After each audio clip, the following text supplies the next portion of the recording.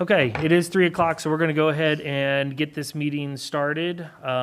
So first, we need item 1.02, an adoption of the agenda, please. I move to adopt the agenda as presented. Second. Okay, we have a motion and a second to adopt the agenda. Any questions on that? Julie, Can we say the pledge? how about we vote on this and then we'll say the pledge? Okay. Any other questions? Okay, all those in favor, please say aye. Aye. All those opposed? Okay, we will stand and say the pledge. I pledge allegiance to the flag of the United States of America and to the republic for which it stands, one nation, under God, indivisible, with liberty and justice for all. You are welcome. Okay, so good afternoon to all of those who are in the room and everybody who is watching on YouTube on the district's channel. So we're going to move directly here, just get the show going, to 2.01, which is reopening school, and I will turn it over to Dr. Buck. All right, we're going to go through a PowerPoint. There's going to be a lot of people come up and speak, but the first 12 slides or so, then I'm going to be speaking. So this is where we are at today, and I do say today because things do change sometimes by the minute. So our goal, obviously, is to keep everyone safe, it's students, staff, and also when you're working with the health department, they're worried about the whole community because obviously if we have individuals infected or in our community, then other people get infected as well. So we want to definitely support our mission to help every kid. And there's multiple ways we want to look through that. And also we want to embrace flexibility because things do evolve since February when we first started having cases in the United States. So what we believe, the health and safety is paramount. And we put student staff, but again, with the health department, that's also worrying about the rest of the community as well. Because we do have nearly 18,000 students, nearly 3,000 employees who then go out into the community. The most effective instruction definitely is by person. There is no question of that. I think last semester made that abundantly clear. There's other health factors, other risk factors for students when we are not in school. Alternative methods of instructions might be best for some individuals, and instructional approaches need to be considered individual and developmental needs. So there's a lot of things we want to take in account. Here's what we do know so far from research. So far, that students under the age of 10 are poor transmitters per research. Kids over 10 are just as well transmitters as adults. Students under 19 really do not get sick. In fact, you'll see in a slide later, there's only been 2 hospitalizations of kids 19 under in our entire county since March. Most organizations are saying please be back in school with an exception, which will be on another slide. The 3 main mitigating factors is hand washing, social distancing, and wearing masks. The reason why they put social distancing as much as possible, if you go to the nurse's office at school and you need a Band-Aid, you can't do that 6 feet away. So really they're looking at that 15-minute time span. The pediatricians do say for younger students that as little as 3 feet, that's social distancing max. And then our secondary buildings are very different than our elementary buildings, particularly high school. It would be very difficult to have lunch in the classrooms at the high school level, and there's nearly 2,000 kids in each building. So it'll be much more difficult to social distance during lunchtime at secondary than it would be elementary. So the guidance is clear that the preference is in-person education, except for when we have significant community spread. Now, the nice thing about all the guidance is nobody defines what significant community spread is. So we rely on our local health department to tell us. And oops, went too far. Last week, Tuesday, they told us. Ta-da, we're in significant community spread. As of July 28th, they made a recommendation. They used the term strong recommendation over and over that we push back start of school to September 8th to give us a better chance to start in person and see where we're at as we approach. But if the data was the same September 8th as it is now, on July 28th, they would recommend virtual instruction. We met again this last Tuesday, and basically the same information came forth. Strong recommendation to be virtual if the data stays the same, and please go to September 8th. The data they're quoting, they're not wanting to use one piece of data. They're not wanting to use a matrix that you see some other areas use. because the percent positivity rate can be played with a little bit by how much readily available testing is for anybody versus do I have to feel ill to get a test and somewhere in between. So they know that can bounce around a little bit. So, but they are looking at it, and it is rising, and I'll show you that here in a second. They're also looking at number of new cases per capita. They're using something out of Harvard, I believe it is, to kind of compare that. They're also looking at number of teens per capita. So I guess 3 weeks ago, we were about 1 teen per 1,000. As of July 28th, we were about 4 teens per 1,000. As of this Tuesday, we were about 5 teens per 1,000. So the number of teens is increasing rapidly. And then they're also looking at the number of teens they get from contact tracing when they do contact tracing. So they're seeing an increase of number of teens they're finding in a short period of time. They have a wonderful website that they upkeep the data, and so I advise everyone to look at that. They like the idea of pre-K3 being in person 5 days a week. They just said they're not there yet. We're going to discuss again next week, but they're just not there yet. But they agree, the research says that they don't transmit as well, and they also like the idea of a staggered entry, where pre-K3 would be in first. They did give permission that certain populations, such as students who have a severe disability, can come in per IEP and be in person. And we did ask, hey, if we get to the point where we're in a hybrid model and we need to look at child care or something of that effect, could we do child care? And they said yes. You could do child care at any point. Just please keep the numbers small and cohort them.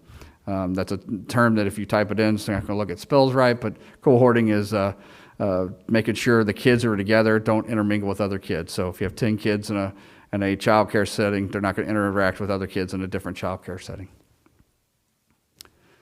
So this is where some of the numbers were last week, Friday. They have changed, obviously, but you can see some of the number of tests and such. But I'm going to show you the next 3 slides are as of this morning. So this is, and they've updated this since I put this on the PowerPoint slide. They now have August 3rd on there, but this was of August 2nd. We were at 15.09% positivity rate for a 14-day average. And you can see it's been rising steadily since June. And that's one of the big factors they're looking at is the health department. I think it's at 15.4% now when they included August 3rd in there. And as of this morning, this is the number of kids per age group, or number of people per age group that have been in hospitals due to COVID. Again, only 2 children under age of 19 this entire time in the entire county have been hospitalized due to COVID, according to the health department. So it's not that we're worried about our kids getting super sick. Again, that 10 to 19 are equal transmitters as adults when they have it. They can give it to an adult just as well as an adult can give it to an adult. And the hospitalizations are really in the adult population. So if our teen rate goes up, that means there's going to be more adults getting sick in our community. And then this is deaths as of this morning. Again, this is going all the way back to March. There's only been 1 person under the age of 50 in our county that's passed away due to COVID that's under 50. Again, the kids are not in those stats. So this is really a community piece, and the health department's really asking us to strongly recommend virtual if data doesn't change some, and also push the start date back to September 8th because it's a community effort. So I asked Terry, and Terry might actually speak to this, I don't know, she'll be up here in a little bit, to put together a medical panel.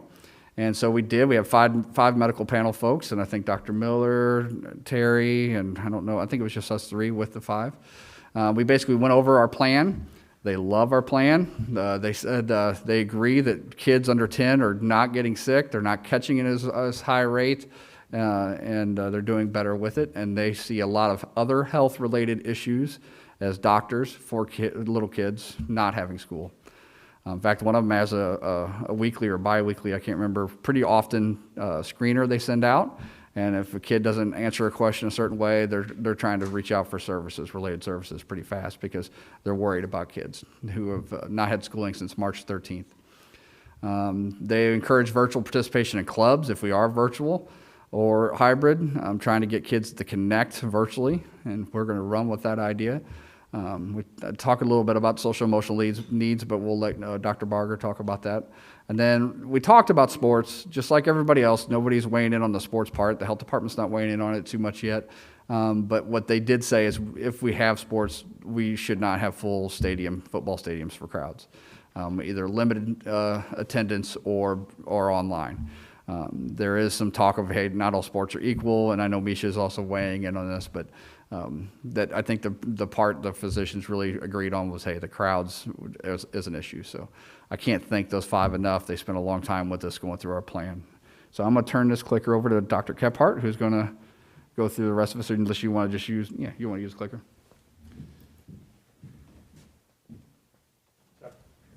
Dr. Buck, we have a quick question here for you from Board Member Allen. Yes. Dr. Buck. Well, first off, questions throughout. You want us to wait till the end? You can do whatever you want. I defer to you. All right. Okay, quick question. A couple of times you said they strongly recommend virtual and then September 8th. Now, is that virtual or September 8th or virtual and September 8th? I mean, I guess. So there's 2 strong recommendations. One, to move to September 8th, and if the data is as it is today, virtual. Okay. So the idea is, I was thinking maybe by September 1st we could say it's going to be virtual. I'm hearing from Dr. Andrews talking with principals. We're probably talking about August 25th, saying, hey, we're going to start the school year so we can truly prepare well. Okay. It's not an and or it's an and. I mean, really. Yes. Yeah. Okay. Board Member Fritchie. Yes, quick question. We've had several patrons or parents inquire. Have we had pediatricians on the panel of medical professionals? Yes, and Terry probably can give you their names when she comes up here later. So, Board Member Hedrick. My question is, on the one slide where you talked about that we could provide childcare to small groups, how is that defined in terms of numbers? Is that the 50 to 60, or is there a number that would constitute small? there was no definition of that. And again, we're meeting with them now every Tuesday. And so that's one of the things we're asking. So we're exploring that well internally. But no, they did not give us a number on what a small group would be. Board Member Marshall. I have 2 questions, Dr. Buck. For the starting with virtual, to elaborate on Board Member Allen's question, if starting in virtual, is it K or pre-K through 12, or is it broken up by grade increments? What does that look like? So the request we made to them is we see in research, we're seeing pre-K 3 is different. And they like that idea, but they said they're just not there yet. So as of Tuesday, they're still recommending pre-K through 12 virtual. But they're going to revisit it and bring it back to us again next week, Tuesday. Okay. And the childcare to the small group, are there going to be certain community members or students that will have priority to those specific slots? And if so, who's making that determination on who is able to take advantage of it? When Dr. Miller's up here, she may be able to talk about that, but right now they're working on that. So we just got that permission on Tuesday, and her and Dawn have been working on that. And by small groups, it's small groups per setting. So this classroom it doesn't mean small groups per building. You can have many small groups in a building. So that's what they're trying to explore, is what their capacity is for staffing wise. And then we'll release that. And if we have enough capacity, we want to expand it beyond just our essential workers to essential workers of nurses, doctors, police, fire. Okay, thank you.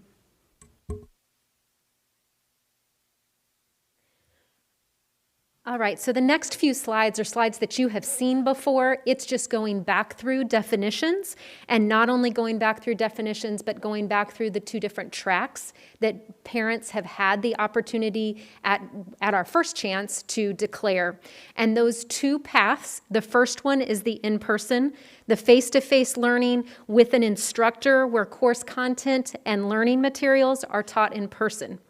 The second track is the online track, online instruction in a formal education process with a pre-designed curriculum. Then we go through our hybrid and our virtual of the in-person track. So I think this visual is a little bit better to see.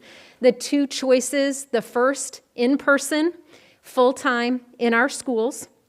Hybrid, full-time, well, I should say in-person, 50% capacity in our schools, also looking at the option of a K-3 full-time in our schools, and then virtual fully at home with the classroom teacher that would be the full-time teacher. The second track is the online track, and that will be fully at home with an R7 online instructor. So your choices for enrollment, again, different visual, same content, full-time in person, our hybrid contingency, as well as virtual option, and then that second track, full-time online.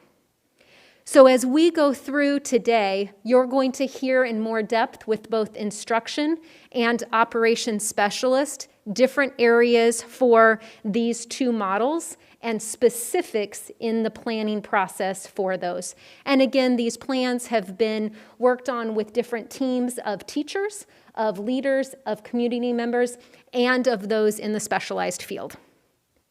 And I'm going to start us out with curriculum and Dr. Flack.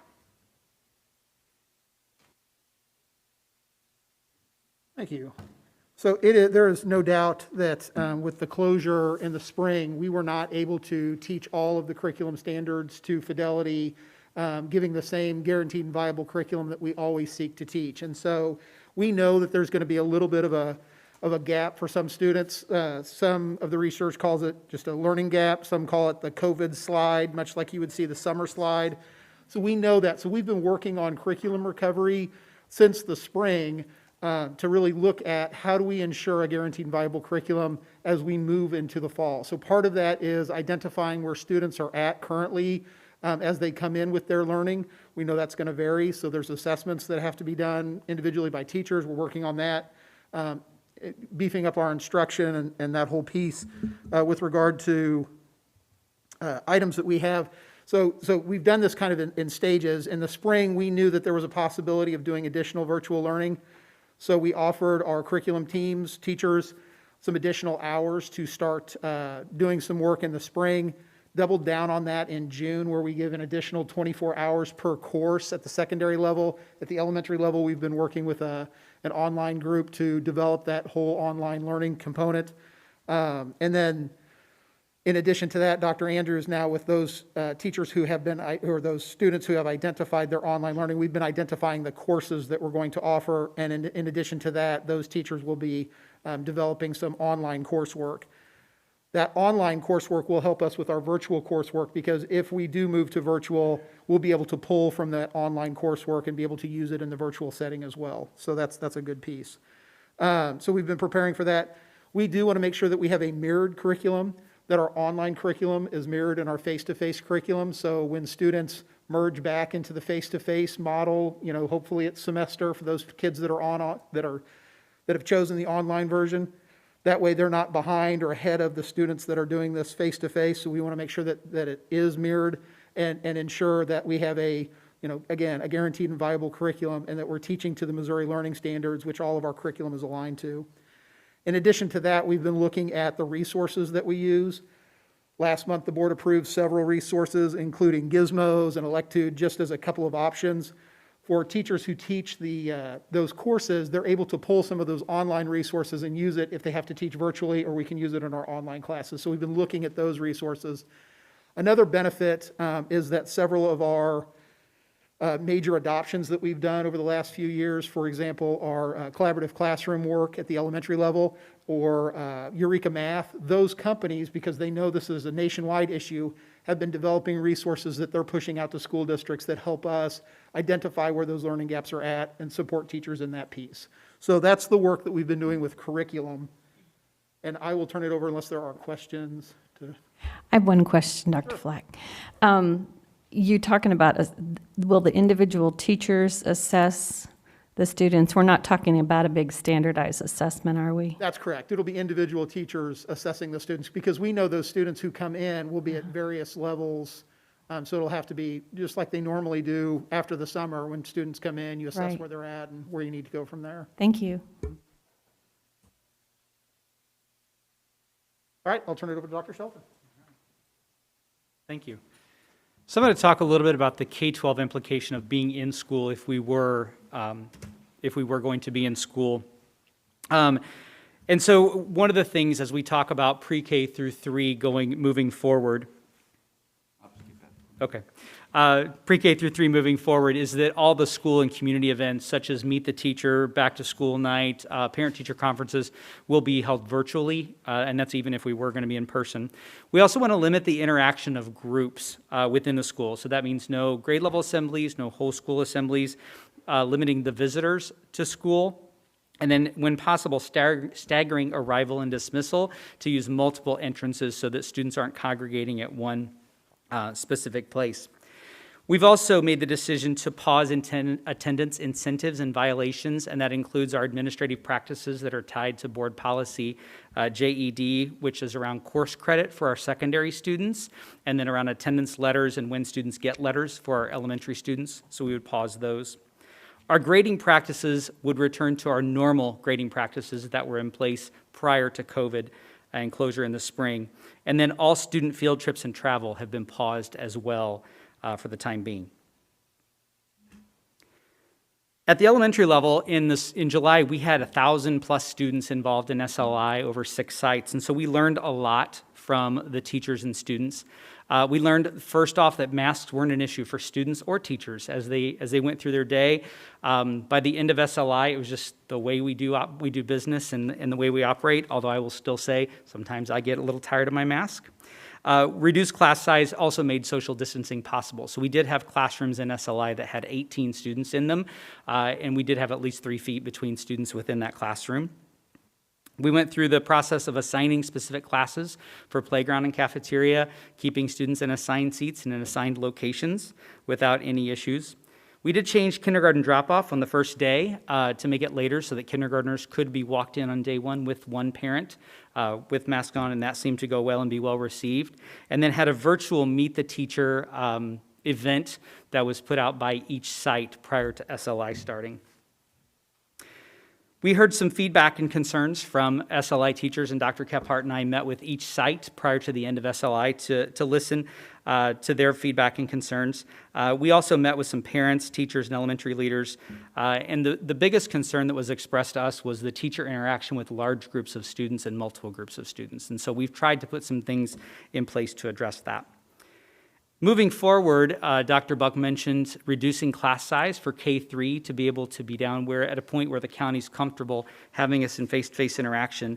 We believe we can get that down to an average of 17.8 students across all 4 grade levels. A lot of that depends on our online declarations and if we reopen our window, what that looks like. That would reduce our 4-6 hybrid class size to between 12 and 16, so that'd be 24 to 32 students, which is within our typical range of students, range of class size. And other services would still be available to students in both tracks, so AIM, Aspire, intervention, and assigning seating and limiting other mitigating factors, so making sure we know who's in which location and being able to go back and track that. We've also done some work with strategic and intentional scheduling at the elementary level. One of the concerns that was expressed from our parents and our teachers was from our specialists in music, art, and PE teachers having exposure to the entire student body over the course of every 3 days in that 3-day rotation. So we've worked with department leaders to work on a week rotation, so they'll be rotating through by week when they're back face-to-face. So a student in 2nd grade would have music every day for 5 days. They would kind of break down their curriculum into 5-day units, and then they would go to art, then PE, and then back to music again. So our specialist teachers would only be limited to a third of what they would have normally been exposed to prior to COVID. Assigning, obviously, seating and location for lunch, so not only using our cafeteria, but working with each building principal and identifying some alternate space, whether that's a gym, extra classroom, eating in classrooms. We have a variety of options depending on the building. And then embedding hand washing and sanitizing into their school schedule. So we know that's, especially for our younger kids, that's going to take time. And so making sure that we have time that makes sense. So sometimes they'll be hand sanitizing, and then other times we'll be strategically building time so that they can hand wash, because we know that's the preferred safety measure. And then making sure that we have time between student groups, both within cafeteria, specialist classes, and anytime we're rotating students between classes, building time in the schedule so that we can sanitize the areas that students have been in. Do you want to ask questions of me now, or you want to let Dr. Andrews go and then ask both? We'll just keep doing questions as people have them. I think Okay, that way, sure. since you're already up there. So board member Doan. So a concern of all of ours is the hallway. And so how, even in mostly in high school, how are we going to help with the traffic? So I'll let Dr. Andrews talk about the high school level, but the second, I will tell you, at the elementary level and during SLI, most of our classrooms most of our hallways had either one-way hallways, or there are schools where they were able to have, in a lot of schools, we do have 6-foot hallways, and so one side was moved this direction, much like you see out here at SLC. Okay. And that's on the floors like we have out here? Okay. Yep, arrows. good. Thank you. Absolutely. Board Member Marshall? My question stems from, you mentioned that in order to enable distance when when the students are coming to and from, expanding it to multiple entrances into the building, has it been discussed or plans as far as safety in those areas? Not necessarily COVID safety, but exposure type safety? I think at our elementary level, and I'll let Dr. Andrews talk about secondary, we're looking at 2 specific entrances because we also have students that access breakfast. And I know Lori's going to talk about nutrition services, but making sure that we have locations identified so that they can just grab their breakfast and not congregate. So having 2 instead of 1. Go ahead, Board Member Marshall. My question wasn't specifically about them congregating. It's having multiple points of entry at a building open during high traffic times so that you're controlling who can come in and who cannot come in. Absolutely. Yeah, we'd have staff supervision at any entrance that students are using to limit who comes into the building. I'm sorry. Board Member Allen? Yeah, thank you, President. So, Mr. Murdoch and I were fortunate enough to visit an elementary school during summer school, which was fantastic. And we're told roughly, and correct me if I'm wrong, typical capacity for some of the elementary schools is about 500, plus or minus? I mean, okay, right. Plus, Depends on the school, but right, certainly. varies In this widely, situation, but well, yeah. Prairie View is another, yeah. Right. So in this situation, it was about half that, 250. And the principal at the time felt like it was manageable. Is that where, the K through 3 or whatever is going to take these numbers at about half the capacity in each school, plus or minus? I realize it's squishy or whatever, but it's yes and no. It's not, it's yes. Depends on the number of students who declare online. So as we monitored those numbers during the first declaration window, we had about 1,700 elementary students declare, and it was different by building. And so some buildings reduced capacity by 200 immediately with that, and then some reduced less. And then when we add the hybrid and lower class size, it probably, I'd say ballpark 50 to 60% capacity. Dr. Kephart, is that about right? Yeah. and that seemed manageable at this elementary school where we were. And they modified and changed some things as they went. So you were able to pull and glean some information from principals and teachers at the end of the year, whatever, obviously what they're. This is a tough question, but I am interested in it, and you can say it's a feeling question, so it's not black and white. Okay. What I've received by way of direct conversation with educators that taught in the summer, they still have some very difficult feelings going in come September 8th or whatever the date is, and yet they felt much more comfortable, much more, I don't know if safe's the right word, but at ease, I guess, having taught through the summer and felt like they were in much more of control of the environment than had they not been teaching. Does that make sense? Was that shared with you? Was that not? I mean, am I totally misreading? I would say the majority of SLI teachers that I talk to, and Dr. Kephart and I split the buildings, but the majority of teachers that I talk to were very comfortable going into school in the fall after having taught SLI, knowing that we need to limit class size, we need to put some other mitigating factors in place that are very possible with our pre-K through 3 in-person 4-6 hybrid. All right. And you're running a 100-meter dash every day to adjust to this stuff. And I guess it's hard because, and I want to applaud Mr. Murdoch over here, he tweeted a piece really quick. Emotions are real, feelings are real, perspectives are real to that person. So we're trying to balance all of that. Yes. But when I see a principal literally going into her building for the first time in roughly end of May to get all of her stuff out the door for the students, literally breaks down in tears because she had not been there since March. St. Patrick's stuff still up, Super Bowl information still, like time had stopped. So many of these teachers haven't been in their buildings, I'm sure, since March 15th, 18th, whatever. So time has just continued to build. So there's no real answer to my question. I guess I'm just trying to get a sense that we're trying to wrap as much sensitivity around the decision as we are just the facts and figures.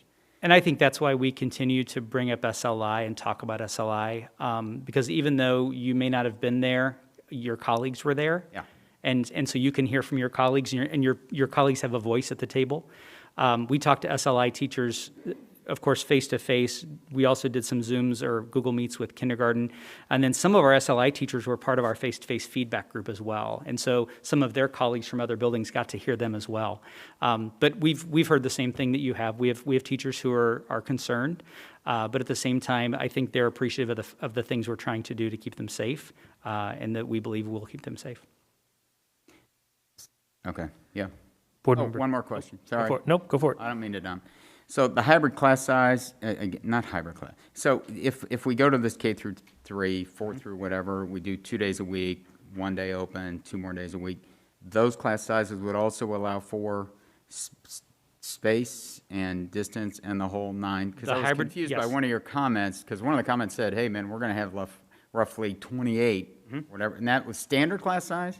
And now we're reducing that to about 15 to 18? That's what it would be for the 14. hybrid. Okay. Yes, for the 14 to hybrid. 16, okay. And that was roughly the size, average size in the summer, wasn't it? Correct. 14 to 16? Correct. All right, Our largest class size at SLI was 18. all right. I promise I'm done. Thank you, President. I bet we'll At have least more. now. I bet we'll have more questions. Right? It's all good. Board member Campbell.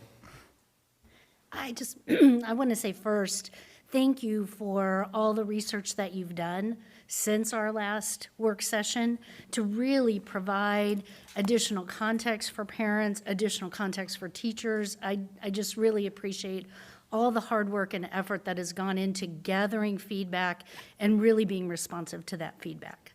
The one thing that really jumped out at me, and you mentioned it with SLI, and I just wanted to ask you maybe to highlight it a little bit more, because we have had some emails from kindergarten parents coming in. So in this pandemic, how do we still make this special for our kindergartners and our kindergarten parents? Can you just elaborate on that a little bit?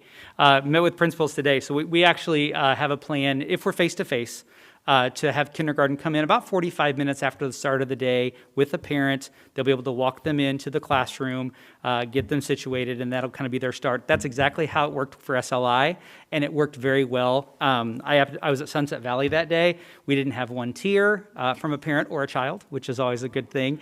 Everybody was excited, and it seemed to go very, very well. So we'll be working towards that at each of our buildings. Great, thank you. Board member Hedrick. I have several questions. The first one would be, what was the number of SLI staff that were part of your conversations? I'm going to say Approximate we number. probably had about 20 to 30 in each of our meetings with buildings. Okay, Yeah. okay. In terms of, I'm a little confused on the number, so I want to make sure we're all on the same page on that. So with the hybrid, are we talking pre-K through 6? The average class size would be 14 to 18?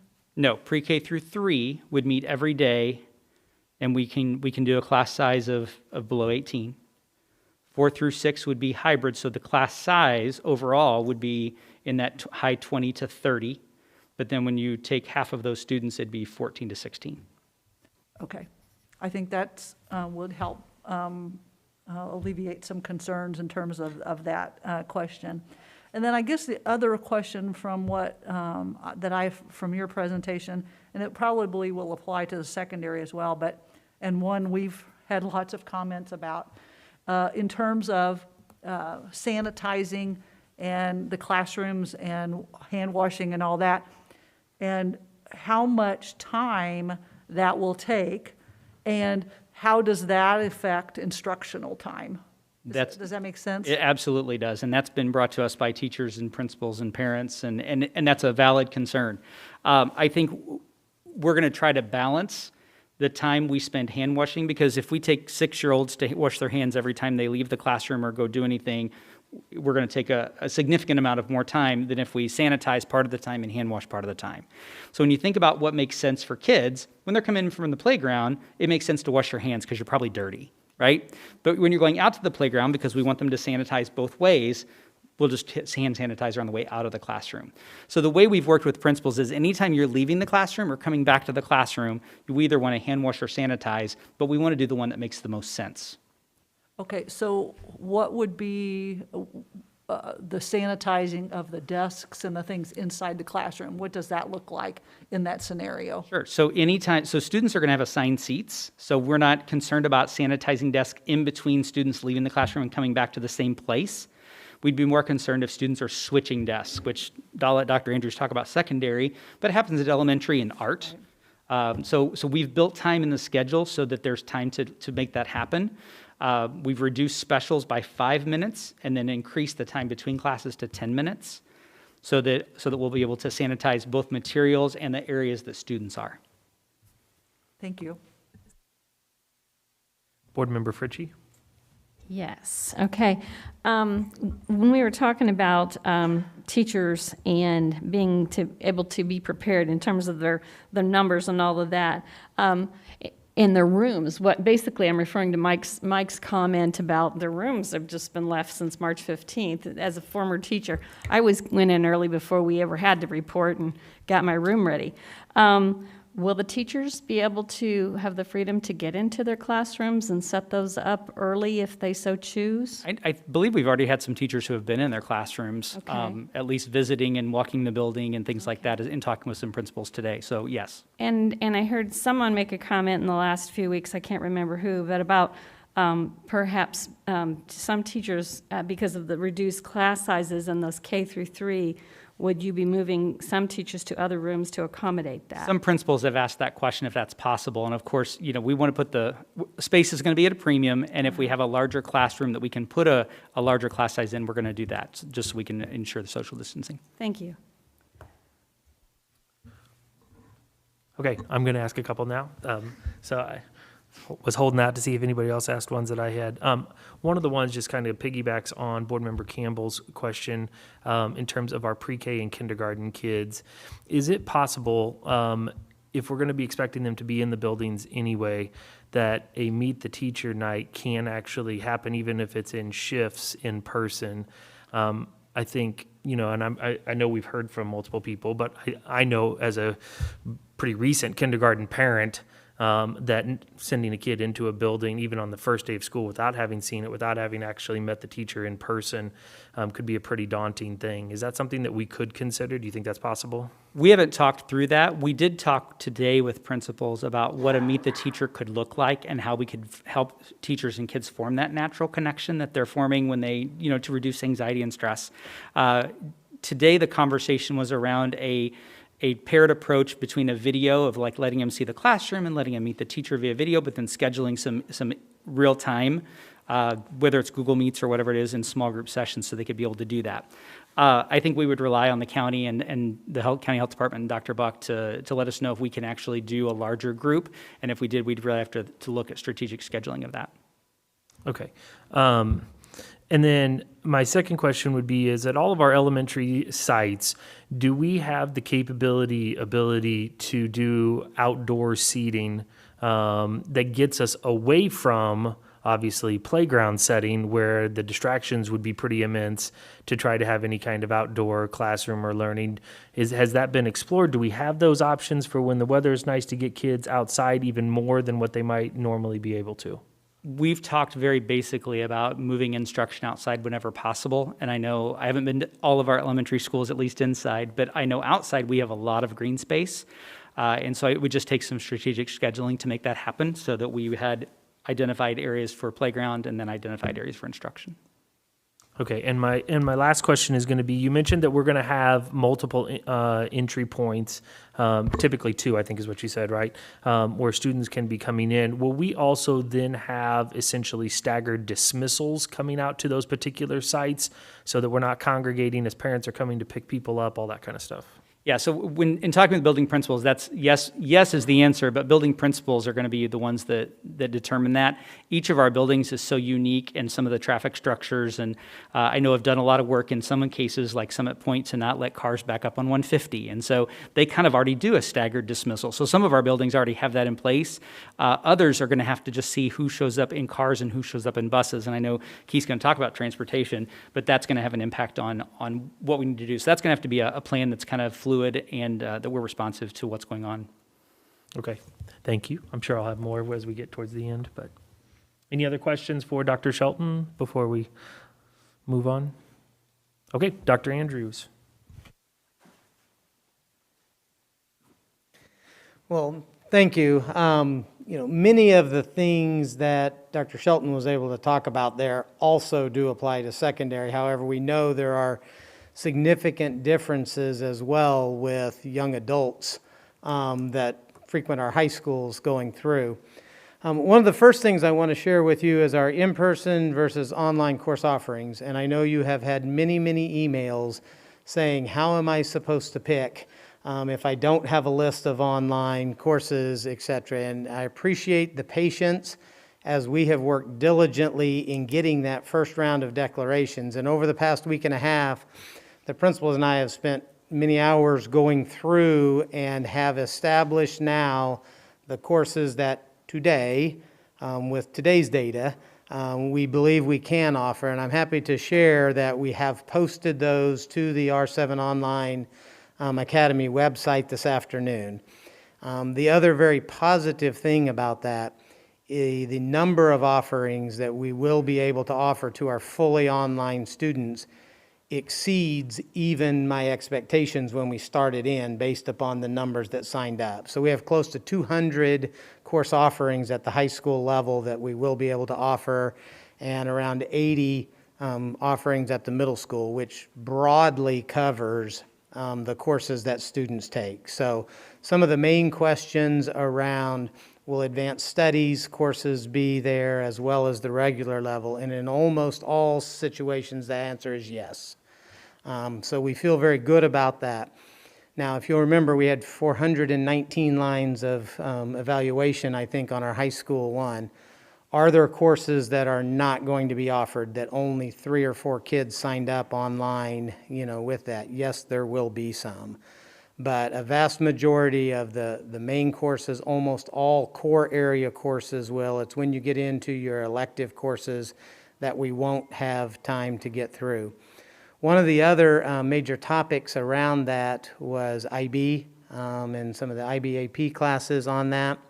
We've worked closely with our IB coordinators as well as IB International to go through what our options are, being online versus, in person, etc.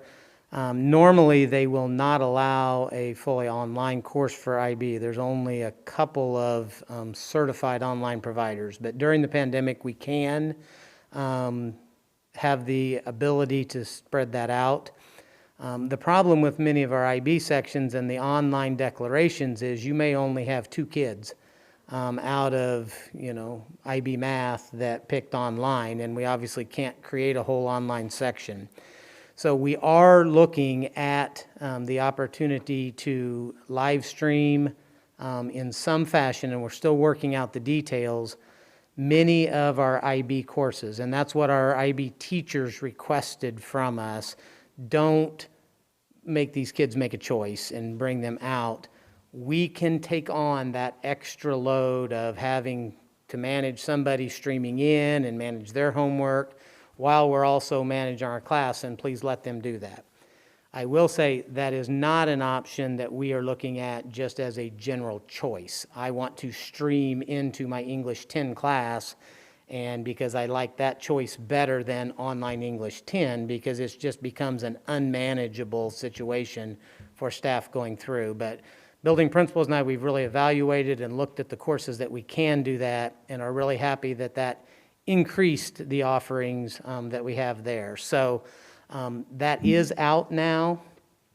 Parents will have that information to review before they make their redeclaration going forward. So very, very pleased about that. Some of the other issues around multiple points of entry, we already have a little bit more of that at the high school and middle school levels anyway. We do have secure entries where our doors lock still, but our systems have become more advanced where we can program them to unlock for 7 minutes or 10 minutes during, buses unloading or when kids are supposed to be coming in, and then automatically relock. But we also provide staff for supervision around those entrances, et cetera. So we believe we can keep students entering well. We know teenagers. Teenagers congregate. Teenagers visit with their friends. So it will be a challenge whether we have 80% of our kids in a building or whether we have 10% of our kids in a building to keep groups of teenagers apart going forward. But in a hybrid model, we do believe that we can adequately social distance students in the classrooms, in the hallways, not at maintaining 6 feet apart from each other all the time, but from moving rapidly from one class to the next without loitering.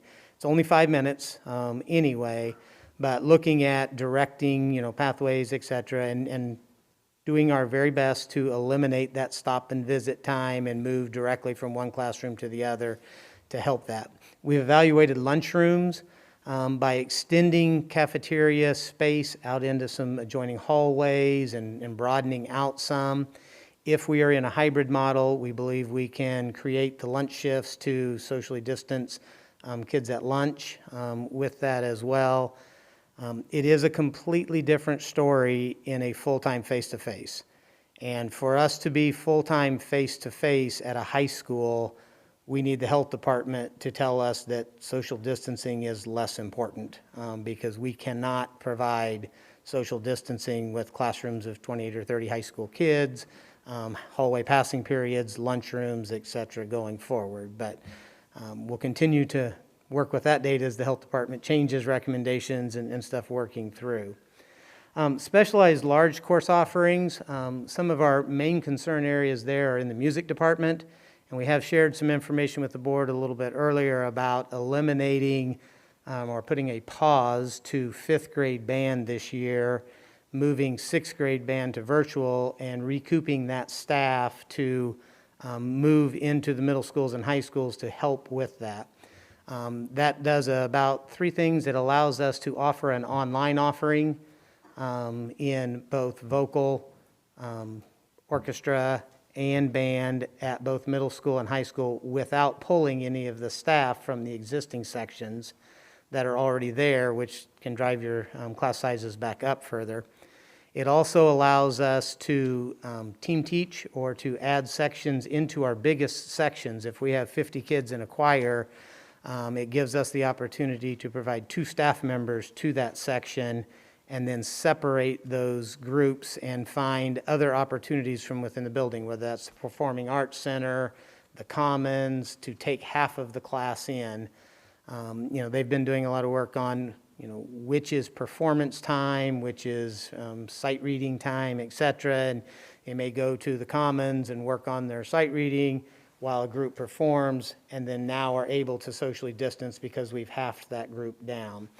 And when we talk about halving groups, we're really in some of those vocal programs talking about a quarter of the students, because in a hybrid model, if we've already halved the class, and then we are able to separate those class with 2 teachers on that, we now have about 25% of some of those larger groups. And it's really been a concern of ours to be able to have them still participate in the program that they are in, whether that be vocal, music, band, et cetera. And the further you drive those numbers down, the more you can socially distance and then create opportunities where maybe they do still have that opportunity to perform. They've also been really evaluating the outdoor spaces to get kids outside, especially, in a vocal situation or something. It's not ideal acoustically, but it's much better health-wise for them to get outside and to get that. Our high schools are pretty well set up with some space outside.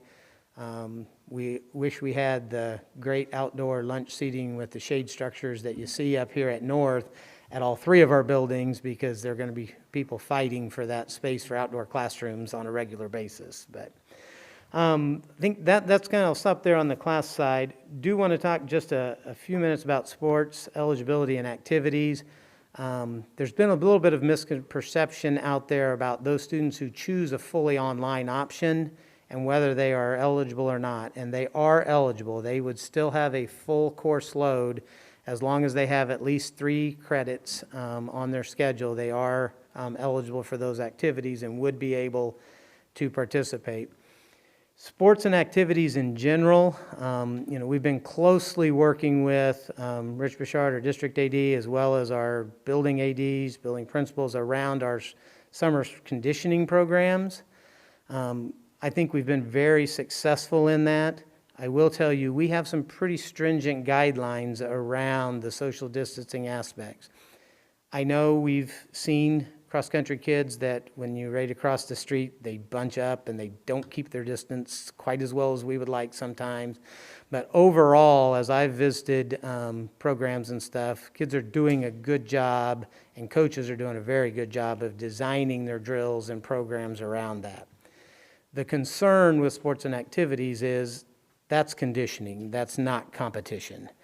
And, we're getting closer and closer to when the fall starts. So, we're going to have some real decisions to make about how we break those levels out and what activities that we do deem safe for our student athletes to participate in, whether that's our student athletes or whether that's our marching band, et cetera, working through. So we're monitoring closely. Dr. Buck, I know, asks this question every Tuesday to the health department. We'll continue to work with them.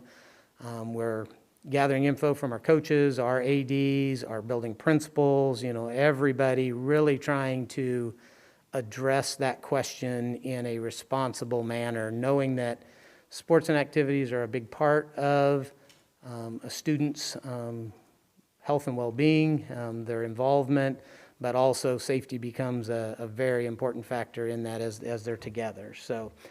Student-related travel, they talked a little bit about before. We basically have put a pause on all student travel through the semester on that. We only have one big trip that is kind of in limbo land out there, and that is our music program was scheduled in spring break in April of next year to travel to Washington, D.C. That involves some band, choir, etc. They're realists. They understand the situation. They are holding on to the contracts. They are not collecting money. They're ensuring that the travel companies work with them to delay opportunities to potentially still sign up at another time. So we haven't officially pulled the plug, but we are not putting any of our parents or anybody, with any money at risk around opportunities to continue to do that.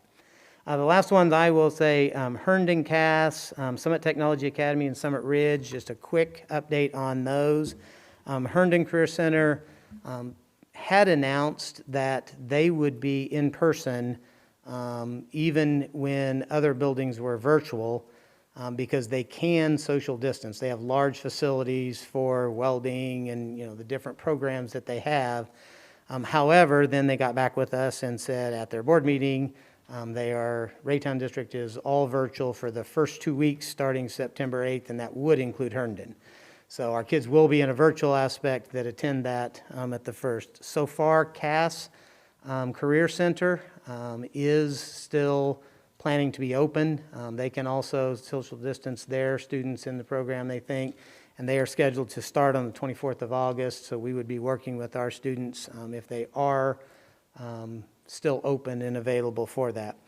Summit Technology Academy will mostly follow along with our in-person or hybrid or virtual models, with the exception that we do believe if we are allowed some students back in and may potentially have our K through 3 in person while high school may still be virtual, they could move to a hybrid model based on their ability to social distance and the uniqueness of those programs shared amongst schools. So that's one difference that we may try and work with Summit Technology Academy to keep them in some of those specialized classes. And then Summit Ridge Academy, they would just mirror our high schools with the virtual or hybrid or full-time in person, and their online structure that they have allows them to do that maybe even better than our high schools currently. So they feel they're really good about that. So that's kind of an overview. I know in a secondary side there can be a million things that could have been covered and didn't, but happy to answer any questions that you may have.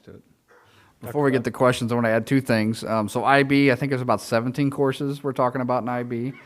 Yeah, pretty close. And so what we'll have to do is we're going to have to explore, since there could be FERPA and even possibly HIPAA things there, is it the kids in the class, are the parents okay with that? So we'll have to look at that legally before we actually enter that part. And then as far as the competition part, in July, Jackson County had mask ordinance and size limits, but they had exemptions for physical exertion and competitions. So that's kind of where we're at. We're trying to see, are you going to keep that or are we going to switch? And I don't think they're prepared yet to give the guidance on that. Board Member Fritchie? Yes, a question for Dr. Andrews. When Dr. Shelton was up and he was discussing sanitation procedures in the classrooms, it got me thinking about, we've had several emails this week from teachers, high school teachers, and I think the secondary teachers, I think the information stated that the teachers would be cleaning the desks in between the classes. They expressed some concerns about that because they said, when are we supposed to go to the bathroom? And are we supposed to, we've always been in charge of supervising the hallways if you don't want kids to congregate and things like that. I guess, are there any other choices other than teachers cleaning desks? Are students allowed to clean their own desks? Yeah, we have actually been discussing this quite a bit, and I will tell you, there has been no information put out that teachers will be responsible for cleaning all the desks between classes and have that. There's been some discussion and, maybe some assumptions with that. But we've met with Kyle, his team around cleaning, et cetera, and another one of the options that we're really strongly considering is kind of the whole gymnasium model, if you will. And when you go in, you use the treadmill, it's you that maybe sweated all over it, so it's very natural for you to clean that off. And we do want desks sanitized each time a different student sits at a desk. But the belief will be more along the line of a student wiping down the desk that they were at because they were the one that just used that. So a couple of minutes before the class, every classroom will have a bottle of sanitizer that the district provides and approves with that. And they would simply come by, squirt the desktops for each of those that are occupied that hour. They would have paper towels available. The student would then wipe down that desk before they leave. As the bell rings, you still have a natural passing period. When new students come in, they know that that desk has just been, cleaned too. To be honest, we had discussions about, okay, do I trust that the person before me really cleaned that? Or would I rather, as kids leave, teacher squirts down the desk. As I come into the classroom, I get a paper towel and I wipe down the place that I'm going to be sitting at, and now I know it's clean. So those are a couple options. We're still processing and fine-tuning details, but both of those are far more efficient than a teacher trying to go through and clean all the desks between classes, because it's just not possible. I think your staff will be happy to hear that answer. Okay. Hope they watch. Do we have other questions for Dr. Andrews? Board Member Campbell? I just have two questions. Can you expand a little bit when we talk about hallways and the passing periods, the pathways or directional pathways, that information? And again, every building is different. Every building looks differently.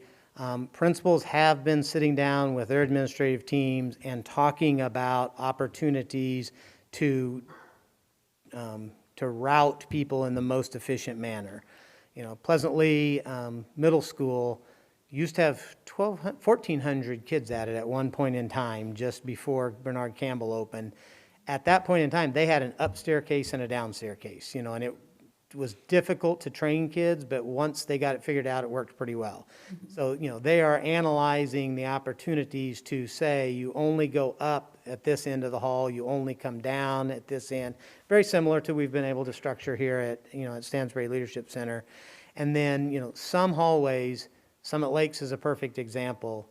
You pretty much have to pass on the same hallway if you're going from the elective wing to the academic wing. But that's also our wider hallway. You know, Summit Lakes also, they put a little set of ropes, kind of like you'd see at the movie theater or something, around their logo at their center point where it goes off. And I was like, oh, you're trying to save the graphic when I was out there one time this fall. And they said, oh no, student council came up with this. It was always a traffic jam here, and this is our traffic circle. So we put that in the middle, and now kids know which side to go, and said it completely changed it, and their student council came up with that. So, you know, those are the type things they're trying to put in to make sure that they minimize, not eliminate, you know, but minimize that interaction during passing time. Great. And then, Dr. Buck, I think you had mentioned about clubs, and you've done, thank you, Dr. Andrews, because you've, again, done a great job of bringing people in, gathering information, discussing, and I heard about sports, and I heard about the music and band, the major things that, you know, I know parents and students are interested in, but I also know at the high school level especially, there's hundreds of different clubs. So what are we thinking about for those students? We have had some limited discussion around that, and I'm just, to be frank, it's been pretty limited right now. We've just had a lot of focus on trying to get the big rocks in.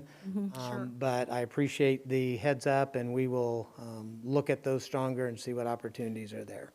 Just keeping that student engagement, Yeah, that's. it yeah, is great. important. Thank you. Board Member Allen?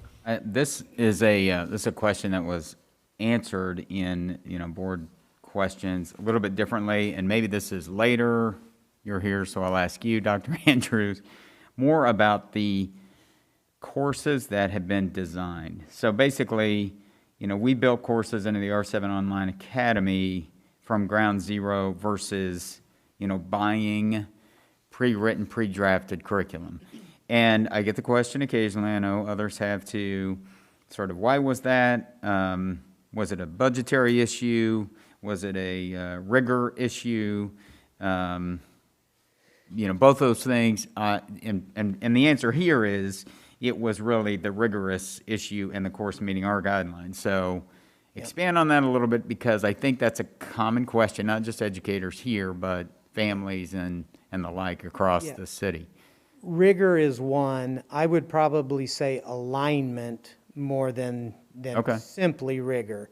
And we did talk about Edgenuity earlier in the summer more, and we had looked at Edgenuity as a content provider. They offer a lot of online courses. They will also offer out just their content for those courses as opposed to providing the actual full course.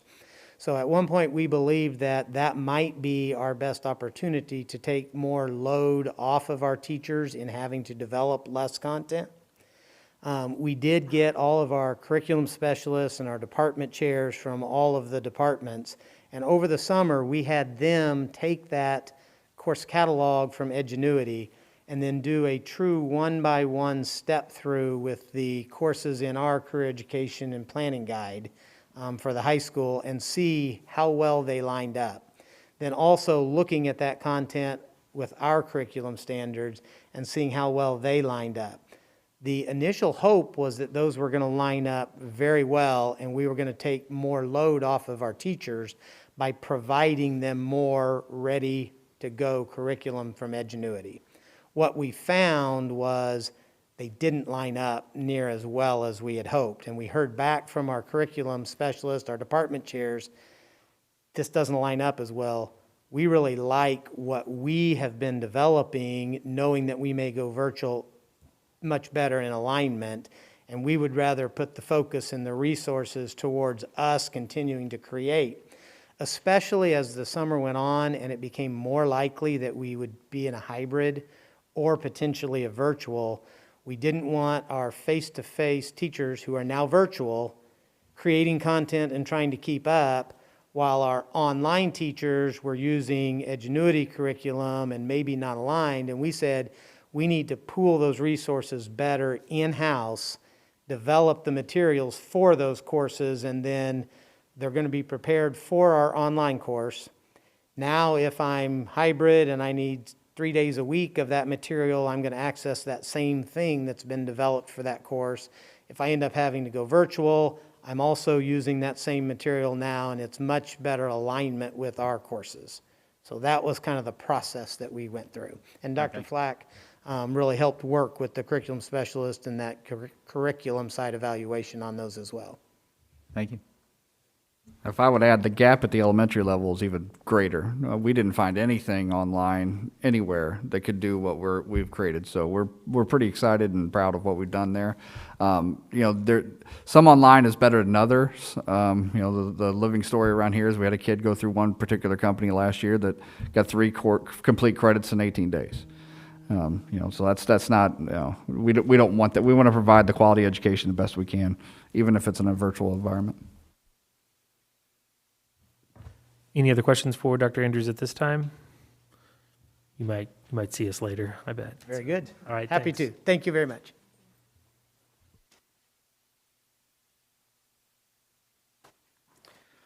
All right. Talking about Online Academy, I would be very remiss, and I know this is something that everyone in this room knows, is that our teachers did an amazing job in the spring, pivoting very quickly in a very short turnaround to do what they did, along with all of the other support staff that were crucial in assisting teachers to do that. As Dr. Andrews alluded to, and as Dr. Flack alluded to, however, we know that we have ways that we needed to improve that. And that parent feedback especially was something that I looked at in terms of how we need to improve virtual/online instruction for our kids. And we know we need to create that level of rigor, certainly have that much tighter alignment to the curriculum, and we knew we needed to grow our teachers in a lot of ways to help them feel better prepared to teach in that environment for this school year. As Dr. Buck mentioned, we started with our expansion of R7 online, particularly with, in addition to what Dr. Andrews mentioned at the secondary level, we know that we needed to expand that at the elementary level.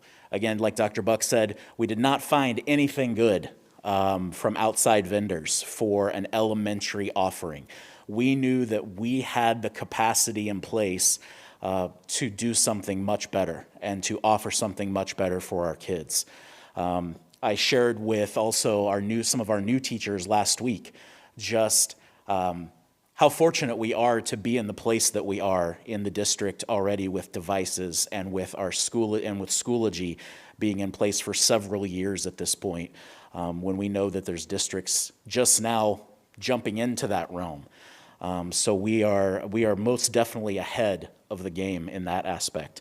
So that online piece, building that out for our elementary grades, we have 35 teachers from pre-K through 6, including art, music, and PE, that will be finishing up by a week from tomorrow, the build out of first quarter of online for elementary school.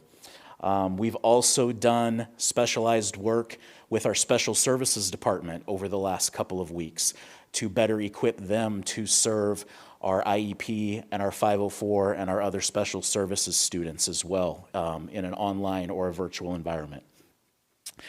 We also knew, again, part of what we communicated out already on the reopening website is we wanted the public to know the differences between the remote teaching that happened in the spring versus what we expect a real online learning to look like. You can find countless articles and resources that talk about what happened in the spring was more of that emergency remote teaching and learning and not true online learning. And we know we want it to be true online learning for this fall. The other thing that's going to come along with that, especially with our families that have declared online, we know that partnership with parents and with our guardians is going to be so crucial for those students that are 100% online. That's why we published out those parent expectations and commitments that all families is on the reopening website for all families to see, but it was also included on the declaration page when they made their choice between in-person and online. And then, of course, we know that when our teachers return, they're going to need some professional development about best practices around teaching online. We're not talking Schoology 101. We're talking moving beyond the basics of Schoology and what does good online teaching look like? How do we keep our kids engaged? How do we make sure we are keeping those strong connections to the home, meeting kids' social, emotional needs at the same time, along with their academic needs? So we have a plan in place to do that. My team is currently building that out as we speak. Some online learning that will be available for all teachers to participate in through Schoology when they return to school.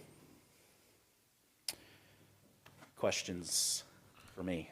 Questions for Mr. Pace? Okay, thank you. We'll move on here to Dr. Barger. So we know that Dr. Buck shared we had some plans in place to ensure that some of our learners who may have extra needs, should we go virtual or hybrid or online, are taken care of with some extra supports. And our English language learners are in that category. And I would say not necessarily all of our English language learners, because we have English language learners at varying levels of language proficiency and able to access traditional content based on their language proficiency. So much like IEP decisions will have to be made for individuals on IEPs based on what the needs are for that child, same would be the case for our EL students. But in an effort to ensure that we have options open to support our EL students who will be navigating these situations that may be a little bit difficult for English-speaking students, but maybe extra difficult for those who are doing it in a second language, we will be providing English language learning instruction in-person students. So if we were in-person full-time, or it would look like it does now. Under a hybrid model, we would have certain EL students, and again, they would be identified via their access score, which is their English proficiency, teacher feedback. Again, think like an IEP team, although they don't have an IEP team. And they would attend 4 days a week. So they would attend both sets of days. And that second set of days that they would attend would be focused on supporting them in their academics that they would be accessing in their other course areas. So it really isn't focused on language acquisition. It is to support them in their work and mastery of their other content. If we were under full virtual instruction for the students who had picked the in-person track, and I say Wednesdays, that's where it is right now. We're going to have to look a little bit at scheduling with Dr. Shelton and Dr. Andrews to see if Wednesdays is the day. But a day, a week, there'll be in-person resources for those certain identified students who could come in pending, again, health department approval and receive that support to navigate the all virtual experience in a second language. And we would schedule that for those individual students. We also know for the students who have selected the online path, so the not in-person path, that we will be assigning online teachers who are ESOL certified, some of our EL teachers, with even the possibility of one being a co-teacher or being the classroom teacher for both the EL students and the non-EL students in one classroom, so we can leverage our staff better. We are asking for some cooperation, and our secondary schools are working to ensure. It's difficult, but they're working to ensure that there is some clustering of students, meaning maybe an English 10 class might have 3 or 4 EL students in it. Think much like a CWC model, so that we can help provide those supports with limited staff from the EL department across multiple content areas for our EL students. So again, the intent is to provide support for the students who will be tackling this in a language that is not their primary language, with some details to be ironed out once we know what staffing and scheduling looks like once we have the second declaration closed. Questions about EL? Any questions for Dr. Barger? I just have one real quick. What's the number of kids that we provide services for on ELL? Well, we're down a little. We're, I'd say, in the 200-ish range. We also know, just as an FYI, that we need to work more diligently in getting declarations. We've done a great job. Katie has been super helpful. Ryan Rumpf has been super helpful on translating documents. We had quite a few not make a declaration.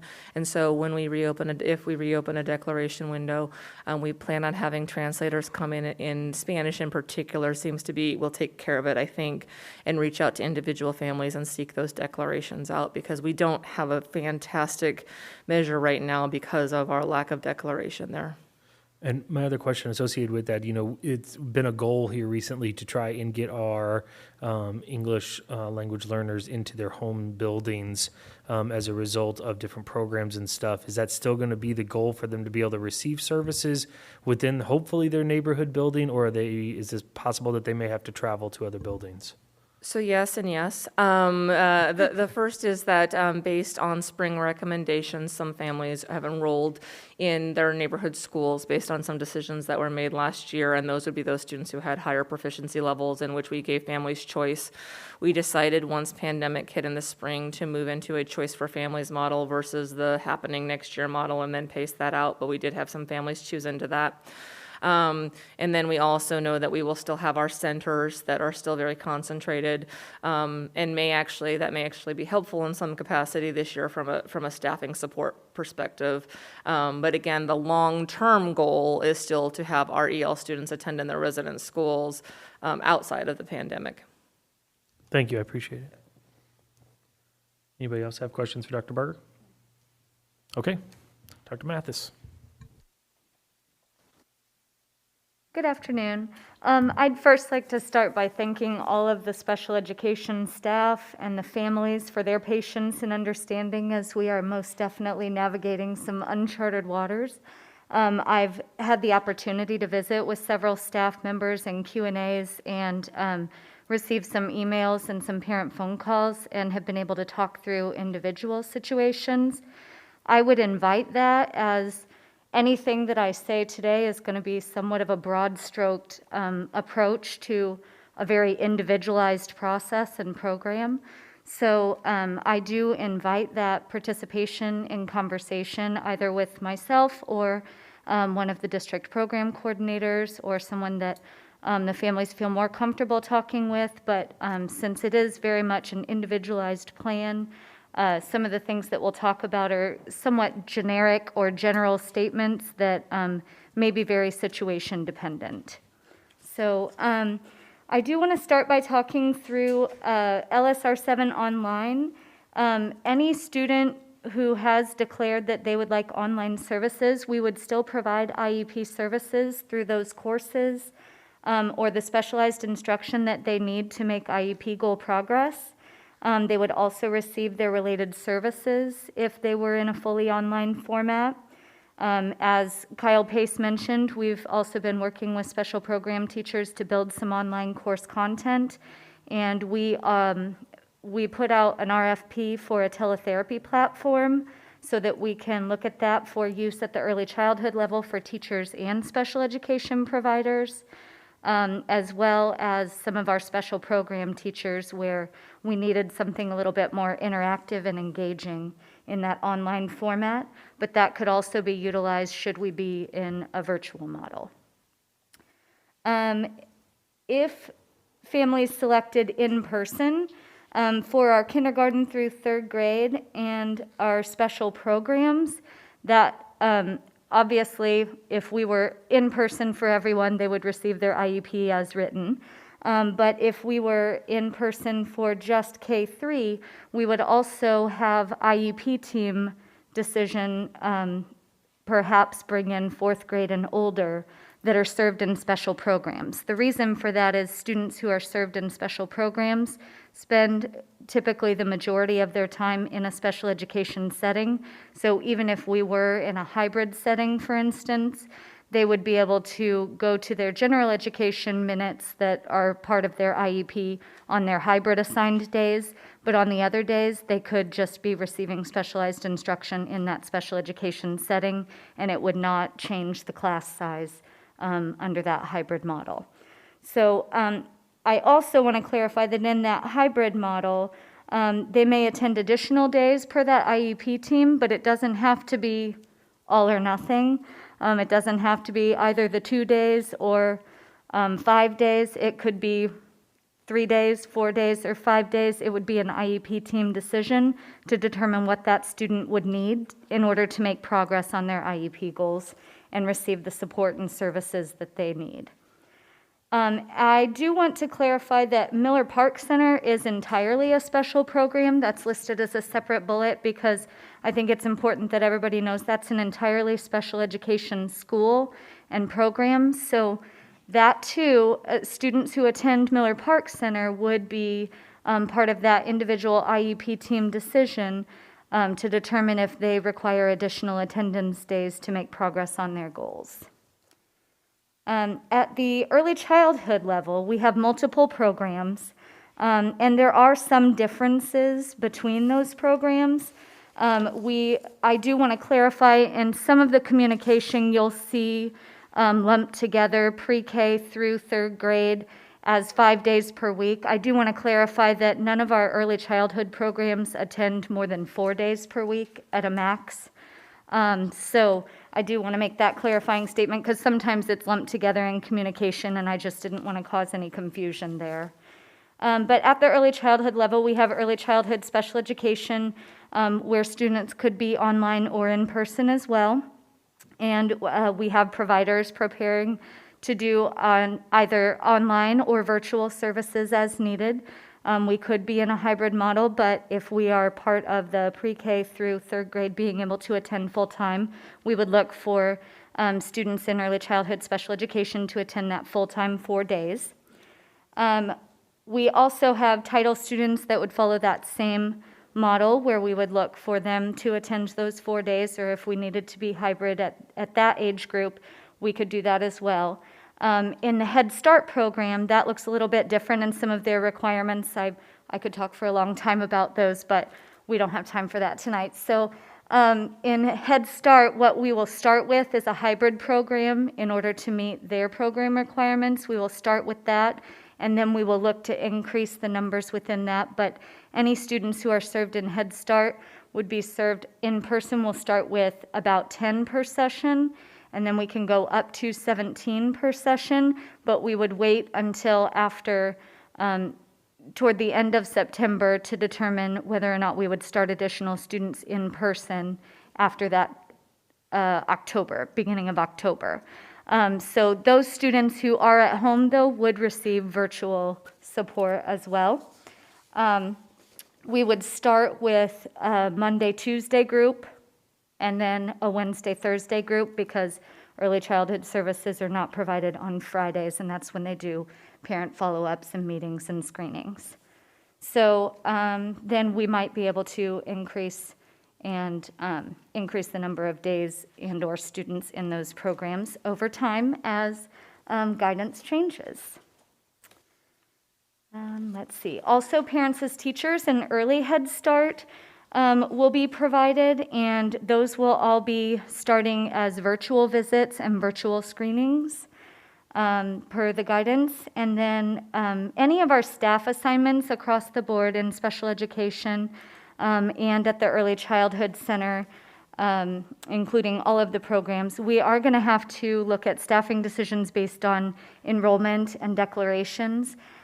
We are going to have to see how many we have in different programs, how many we have online, how many we have declared in person, and then students who are in LSR7 online may or may not be assigned to staff that they are familiar with or working with, but attempts will be made to try to connect them with familiar people, but we may have to collapse caseloads, if you will, in order to provide those services in the online format, and or if we are partially in person and partially virtual. In terms of compliance, because in special education we do always need to talk about compliance a little bit, IEP changes would need to be made if a family has declared online, because the IEP is really written for brick and mortar. And so those conversations will need to be had as an IEP team about what will that specialized instruction delivery look like in an online format, how might accommodations and modifications be different in a fully online format. In addition, all of the students who are declared in person, so whether we see them virtually or in a hybrid model, we will need to have a conversation about a new form from the state called Form G. And Form G addresses any alternative methods of instruction that may be used. So conversations will happen with families about what instruction will look like for hybrid model and for virtual model with their particular students. So these conversations are going to be coming on an individual basis based on the declaration. In addition, I should add that all of those meetings for IEPs and IEP amendments will be virtual. So I think that's all I have, unless there are questions. Yeah, you do. Board Member Allen? Yeah, Dr. Mathis, I have a couple, all right, 4. Okay. basically. Sorry, I won't try to be too much, but 2 of them relate quite a bit. One of the things that I know that you mentioned later in your discussion was kind of staffing decisions. Is it just finding the person to fit in the right spot based on online versus in classroom? Sure. We're not talking about elimination. We're talking about just Correct. moving, right? Talking about, as every year, we have to look at caseload and enrollment. So every year, we have to talk about whether or not this particular building has enough students to justify this number of FTE, and if the students will still be on this person's caseload, or if we need to divide the caseloads differently.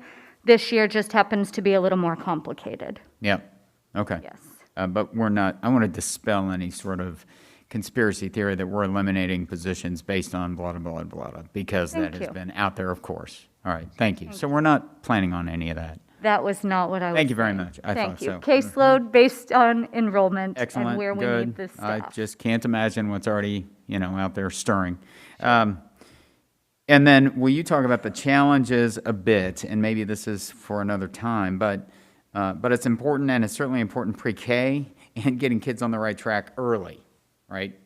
Second grade, 2-year-olds, 3-year-olds, 4-year-olds, getting that path and involvement and enrichment early.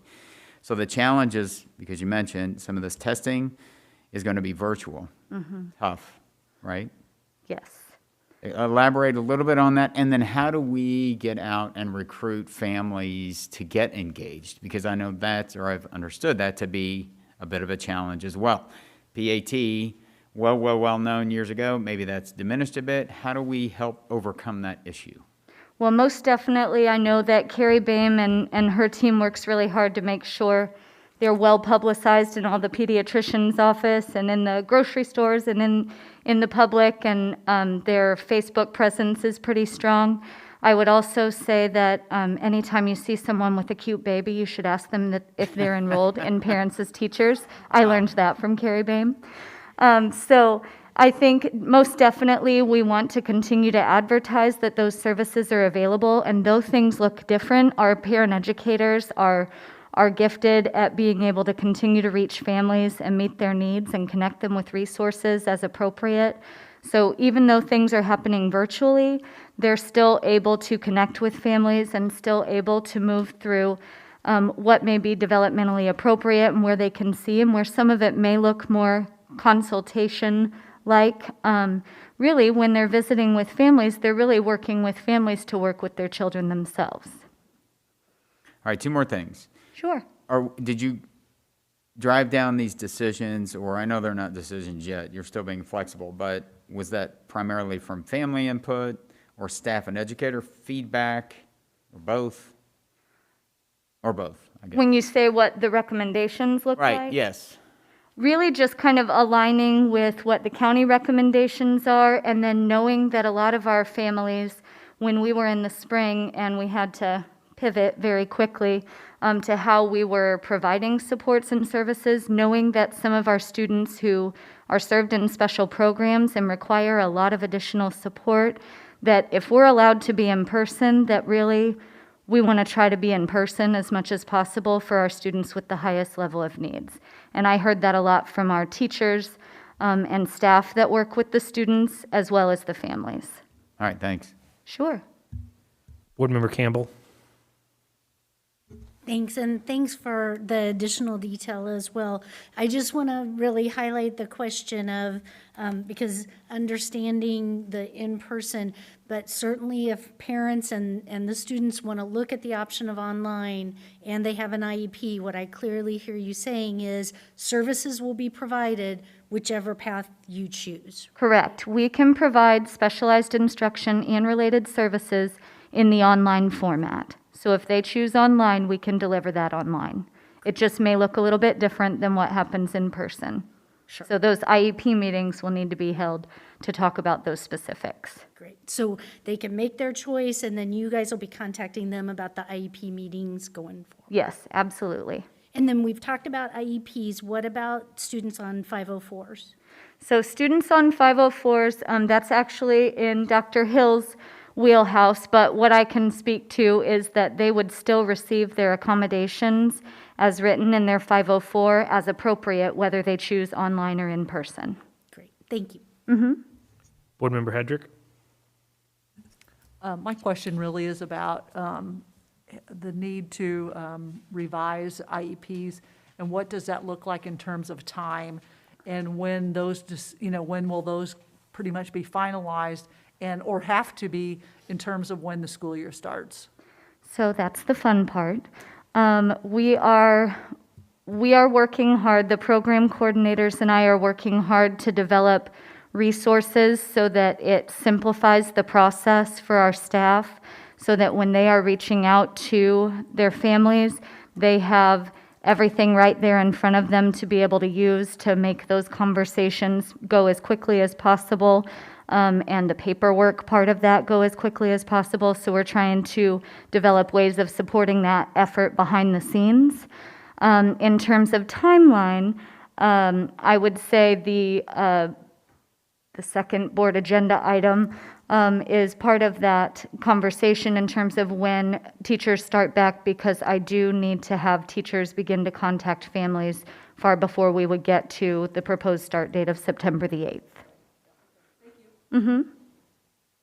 But you're right, it's a time crunch, yes. Any other questions for Dr. Mathis? Okay, thank you very much. Thank you. Move on to Dr. Hill. And as Dr. Hill comes up here, one thing we haven't said is right now the guidance is mask. From our medical panel for our pre-K folks, they're encouraging masks for 3 and 4-year-olds, not requiring masks. That being said, the pediatricians say when they're in the offices, 3 and 4-year-olds are probably the easiest to comply. But there's also going to be a few situations for students with severe disabilities that won't be wearing a mask. You saw it in SLI. Those, when they're not wearing a mask, they're not with other student populations, though. You're talking about settings where you might have 2 or 3 kids with 4 or 5 adults in one room, and every adult's wearing a mask, but it's not possible for those few kids to wear a mask. So just know there can be a couple exceptions that are going to be very rare, but other than that, we're requiring masks at all times. I would also add that at the early childhood level, I think we've all been around 3 to 5-year-olds, and social distancing is somewhat non-existent. So being aware that personal space is somewhat of an issue for 3 to 5-year-olds. So I think taking the doctor's recommendations there and knowing and understanding that. And then we are also providing additional PPE for staff in those programs as they would request it, and or in our special programs. Thank you. Nice shield. Will our teachers be getting those shields? Are those the kind the staff will be getting? We do have several of these on the way in for some of our students with hearing impairments, for the teachers that work with them, and then also for some of our staff who have hearing impairments that maybe their students would need to use a clear face mask. Great.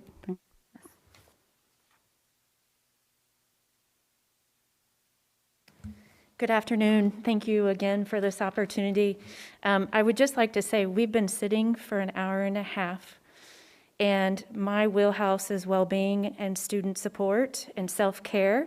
So I would invite you, if you would like, to take a deep breath or stand up and stretch yourself a little bit. We actually have been mulling over a break, but we're going to do that at 5 o'clock. Okay. So everybody hold out. You can do it.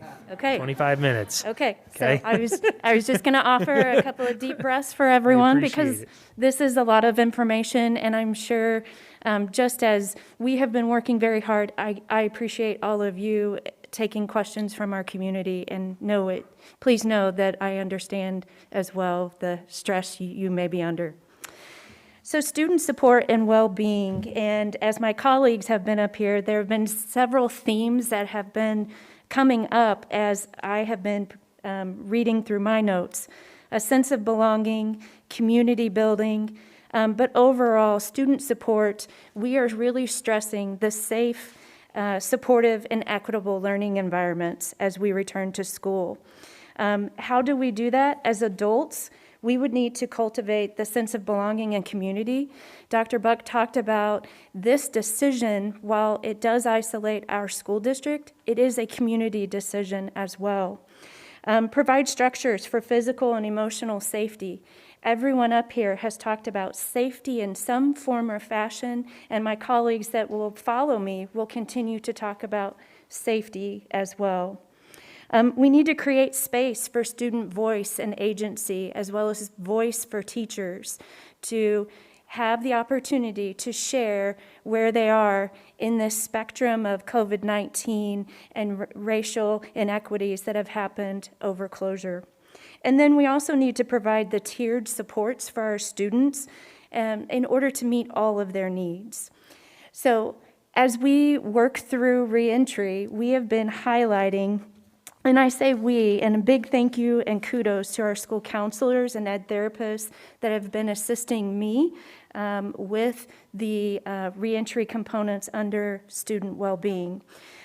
So SEL supports need to be in place for both students and staff. We need to reconnect. Someone said it earlier, I believe Board Member Allen talked about the bulletin boards are still set up for March.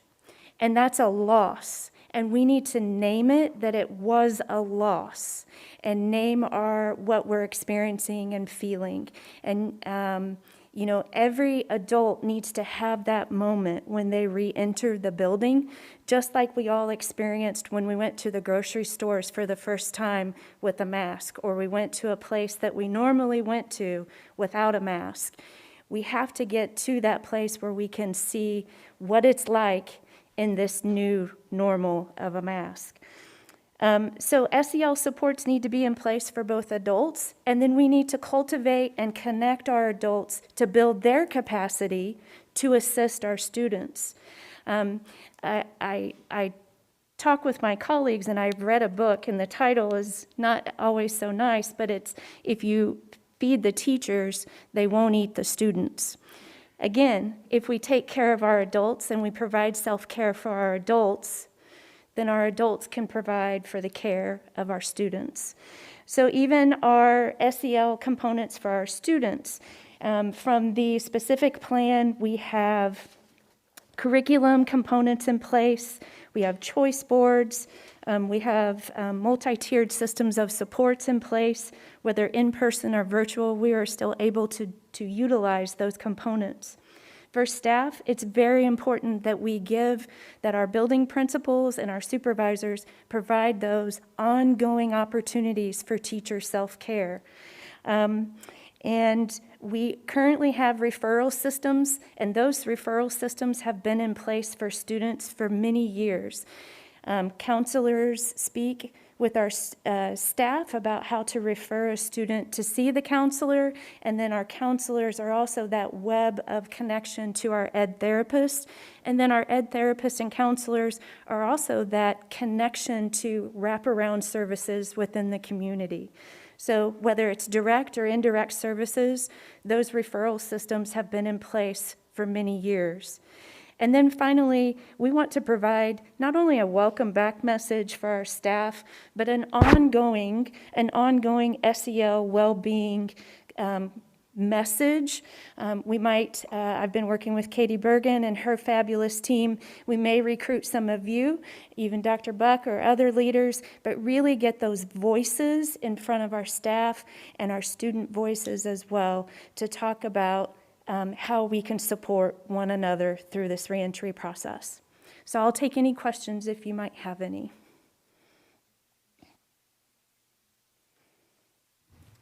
Board Member Allen? You better pick somebody else first, just because I've been. Okay, Board Member Fritchie. Okay, I heard you say that it's important for our building principals to provide ongoing opportunities for our staff, and, I wouldn't begin to know what that meant. All I know is I would say our numbers have been in the 100 or so of emails we've received from staff members. And overwhelmingly, when you read through those, you see that anxiety and stress, because I think it's the same as our parents feel too, and that's the unknowns. All of the unknowns are really getting those little bitty things like who cleans the desks. Sure. But which isn't such a little bitty thing if you've got that on your shoulders, But how do we go about, and what programs? I think I know we have an employee assistance program, and I guess a lot of people think, well, that's for if you really, really, bad. But, is that really true? Do we utilize employee assistance programs for folks who really feel like things are kind of out of control right now? And what other things can we do to help our staff members? Sure. Last week, when we had the opportunity to meet with all of our district administrators, we went from a theme of reunite, renew, and thrive. And we have to honor where everyone is coming to us. We have to listen to the concerns, such as, am I wiping down the desk in between classes, and how am I going to get to the bathroom, and so forth. We have to listen to those and have to honor those, because those are our feelings, and if I can't get rid of that, how can I solve it? So once I voice that, then we can problem solve and work through. You mentioned EAP service, Employee Assistance Program. The Employee Assistance Program that we have, we are so very fortunate. I've been on many webinar calls with other school districts across the nation, and many school districts do not have an EAP program. So I highly, highly encourage our staff to utilize that program. And I believe Sarah McMillan gave the board a presentation, if not last month, the previous month.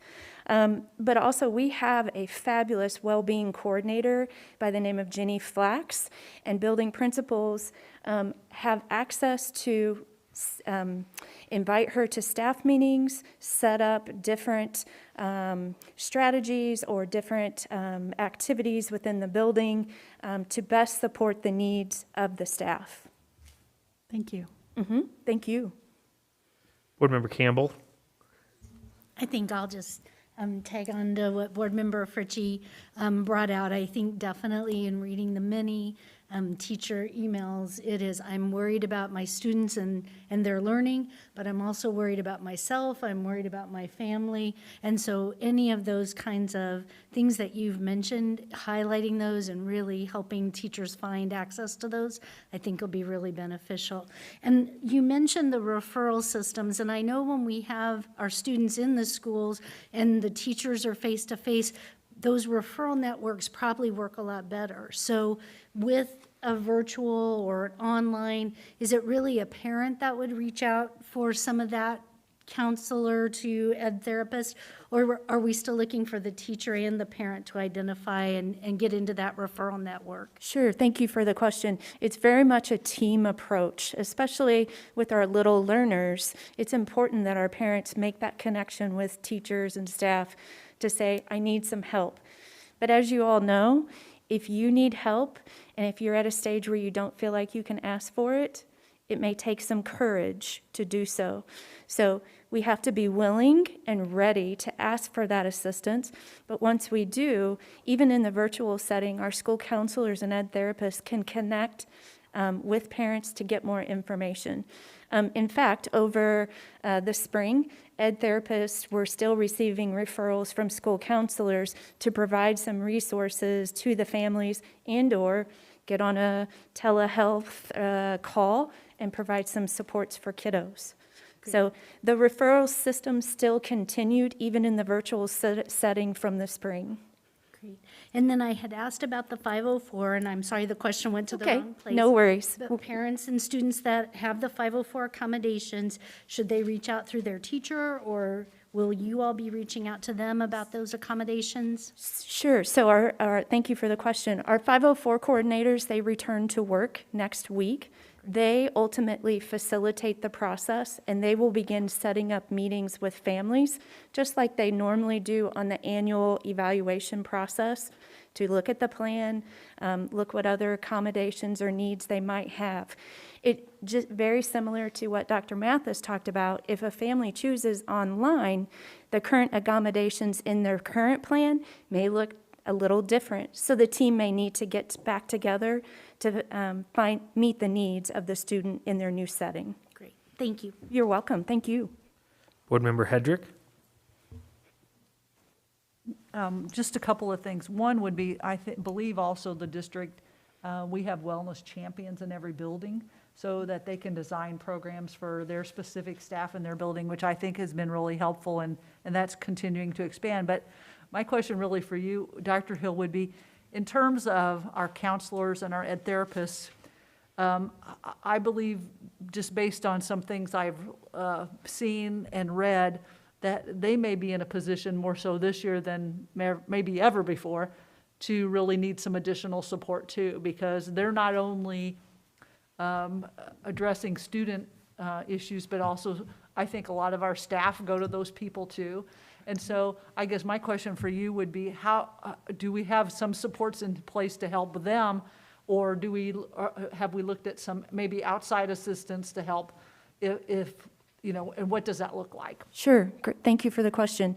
Our steering leadership counseling group, we have 7 members that represent elementary, middle, and high school. They're counselors, and we meet on a regular basis to look at the professional needs of the school counselors and ed therapists, and we develop professional development similar to compassion fatigue, which does exist, very much so.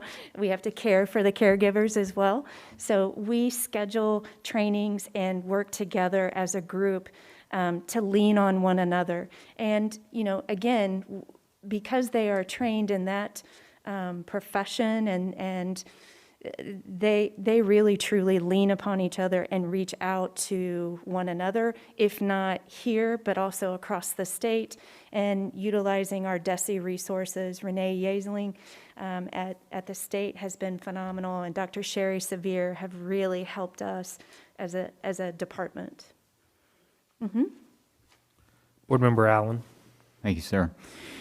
Dr. Hill, let me start with one question and I'll get to the next. Are there ways to increase the information to parents, to educate them about these networks, about the supportive environments, about the ways of addressing depression, isolation, even suicide to a point, in that parents may be the ones that need as much of that as us? I mean, the employees at Sure. LSR7. Sure. Where have we explored it, talked about it? Are we getting it out there? I mean, Sure. So we have many resources listed on our district webpage through the counseling and well-being supports. In our weekly academic services newsletter, I push, along with counselors, push resources to principals that they can place in their weekly newsletters.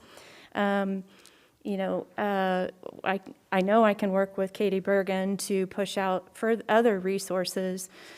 We partner with Lee Summit Cares, and they are offering several virtual parenting workshops that are advertised on our webpage as well. So we're trying to get as much out there as we can. Right. But if you have other ideas or thoughts, I'm open and welcome. sure. Mike, can I add to that? So one of the things Katie Bergen and I are going to start doing here pretty soon is creating a podcast where either her or I or both of us interview another person. And so we would actually have Dr. Hill on there, and we would talk about what do we offer, how can you access it? Because we realize that print media or website media only has certain reach, and people only have certain attention span through that. Some people have a larger and some have smaller. So we thought a podcast will help us broadcast out to a larger group. So that's in the works sometime soon. We're getting to the website. It's like, I'm going to go get a drink of water. So I open the fire hose. So I'm just blown away. I'll get to it later. I mean, honestly, it's fine. It's there. It's available. You got to seek it out. And I don't know how we become much more like push it out and get it out there. But we had a 2-minute conversation as we walk in here. So I'll elaborate a little bit on this deal because I received some information, concern, let me put it that way, about the issues around COVID isolation for teenagers. So, and I'm in this very situation, right? 13-year-old, you let the bird fly, you let them find their own way, you do. So you start to back out a little bit versus being side by side, helicopter parent, lawnmower parent, whatever you call it, younger ages. So,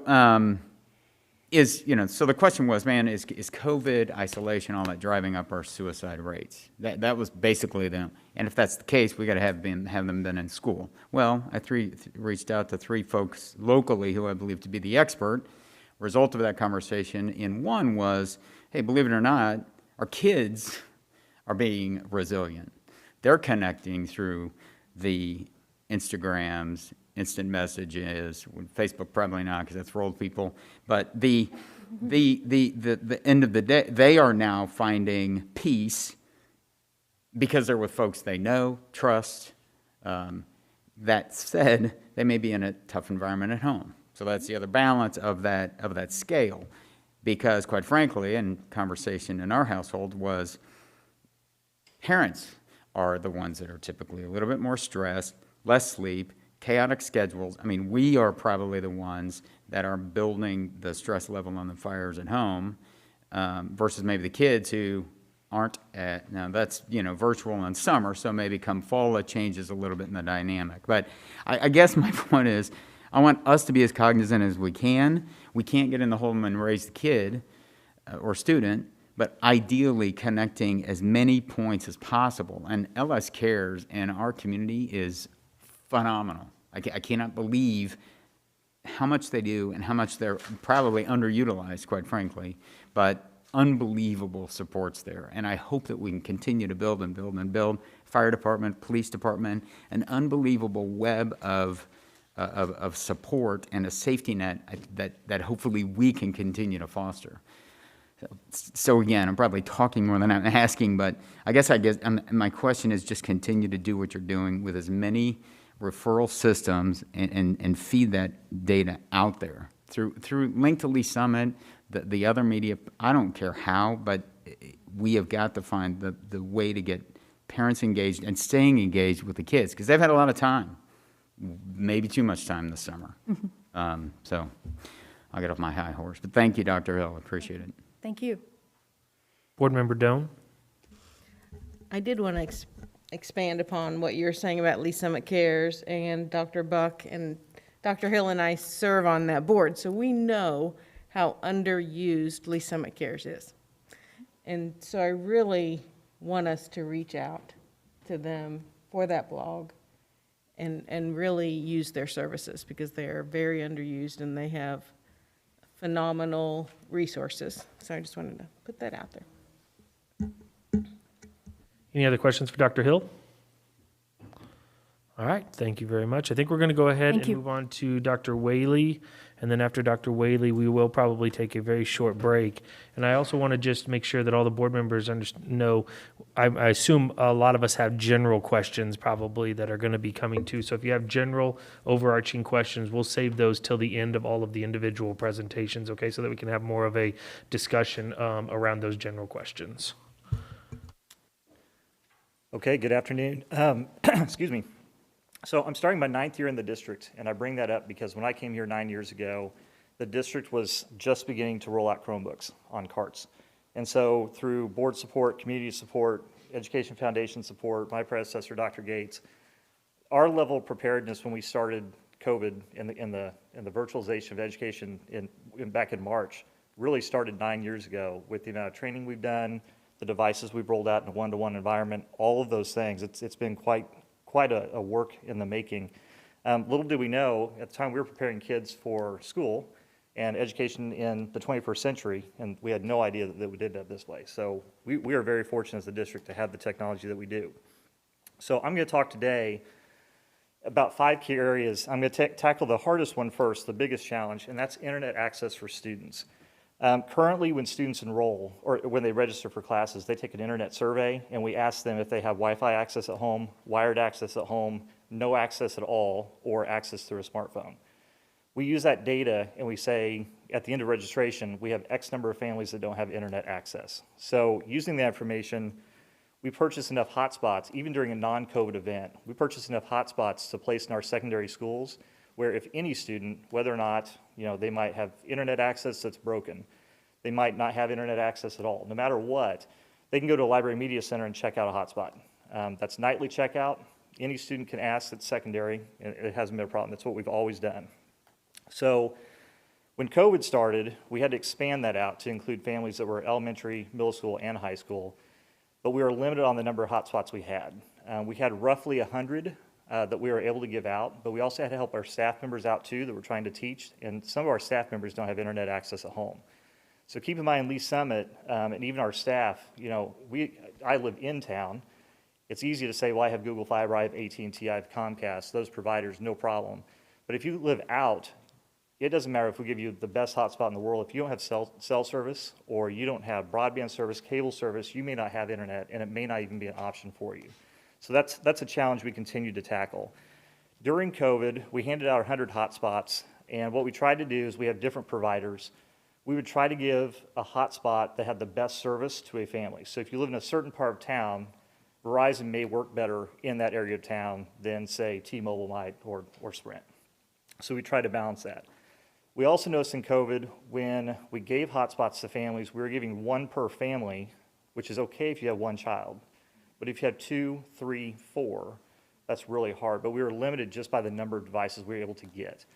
I know Kenzie Wooderson worked really hard to get out and get additional hotspots, but the demand was so high at the time, we were just able to take what we could get, which was a very small number. So that's kind of what we did as far as hotspots go. We also work with local apartments to place we have Wi-Fi bus units, to place those in apartment complexes. That had varying degrees of success. What we noticed were some apartments wanted the hotspots, others were worried about placing them in a location that would cause congregation of residents, so they wanted to keep people apart and socially distanced. They didn't have a spot for people to gather. Some places had to reach out to corporate, some people had to reach out to management, so our adoption or willingness to take those spots was really low. We only had 2 apartment complexes that took advantage of that. We also let our families know that there were local businesses, libraries, restaurants that would provide free internet access. Even if you could pull up in the parking lot, a lot of times that Wi-Fi will bleed out. And then we also told our parents and our students that they could always go up to a school site. Generally, it's 360 degrees of coverage somewhere in the parking lot around the school where you can pull up and use internet. So that's kind of how we handled it. A lot of that moving forward will be the same. We'll do those same types of things. We will, let families know that there's low-cost internet options through Comcast in certain parts of town, but that's not in every part of town. We'll still continue to give hotspots out, and we're actually going to take to the board meeting on the 20th the purchase of an additional 150 hotspots. Kenzie Wooderson was able to acquire 50 additional hotspots and 25 additional hotspots and 10 additional hotspots between March and now. So pending board approval, we will take our total number of hotspots available up to around a 325, 350 number, okay? What we'd like to start doing is not only diversifying and saying, hey, T-Mobile works better here, AT&T works better here, but we also want to say, your family has more than 1 student, you may need 2 hotspots, you may need 3 hotspots. So that number seems like a big jump, but we're going to be able to provide better service for our kids. So that's kind of our look at student internet. I did leave out, we're also looking at, and this kind of jumps into Eric's curriculum area, we're also looking at the programs that aren't able to be used on a Chromebook. Microsoft Office, Project Lead the Way software, CAD, Adobe. Kenzie and I and Dan and Tony, we sat in a meeting today with Amazon. We're looking at a way to use virtualization so a student would be able to take their Chromebook, log into Amazon, and click on their application, and it's like it took you to a Windows computer, okay? So you could use some of those services. It's subscription-based. We're investigating the costs, and we'll bring that back to you once we have those numbers. That'll really help kids. Jumping ahead to staff internet. Staff, again, some people did not have access, so we were able to give some of our hotspots out to staff so they could continue teaching, continue providing support to buildings. If we start the school year, great. So our staff will go back to using, school-based internet. If not, we're going to be able to take some of our hotspots through Verizon that aren't filtered and give those to staff. We have roughly 30 or 40 that we could still support staff with if they don't have internet at home. So we'll go ahead and do that. Student devices, again, I've already said we're one-to-one. Starting back to school, if we're in session, we're going to have normal rollout procedures. We didn't collect Chromebooks this year, so our families still have them. We know that there's going to be some broken ones. We know there's going to be some missing ones, so we have a plan in place to put those back into place, collect those, get them fixed and back to kids. We'll handle that at the start of school. Our kindergarten families are eagerly waiting to get their Chromebooks. Buildings are wondering, how are we going to hand those out? So again, if we go back to school as normal, we'll hand those out with kindergarten teachers. If we are virtual, we're going to reach out to building principals. I've already talked with a few, and they think it's really, really important to have not just a generic handout to a kindergartner, but possibly have the kindergarten teacher hand that device out. They want to connect with their kids. Same with buildings and their new students. So we'll have some way to drive through and get those if we're in a virtual environment. So we've got a plan for that. Also, this is a big request. August 20th, we're going to bring back to all of you for board approval. We'd like to add 350 early childhood Chromebooks to provide our pre-K kids with service in the nature of a Chromebook. So that's a request that came from Stacy and Carrie at Great Beginnings because those kids missed out on services because a lot didn't have a device during COVID, during our shutdown. So we're going to bring a request of 350 to the board. And I think that'd be a nice add for those families. Regarding staff devices, most of our staff have laptops. There are roughly 165 that work on a desktop every day at work. We looked at pricing as far as what it would take to convert those to laptops. It's really cost prohibitive right now. We'd be looking at replacing desktops that may only be a year old. Normally we have those on a 4-year cycle.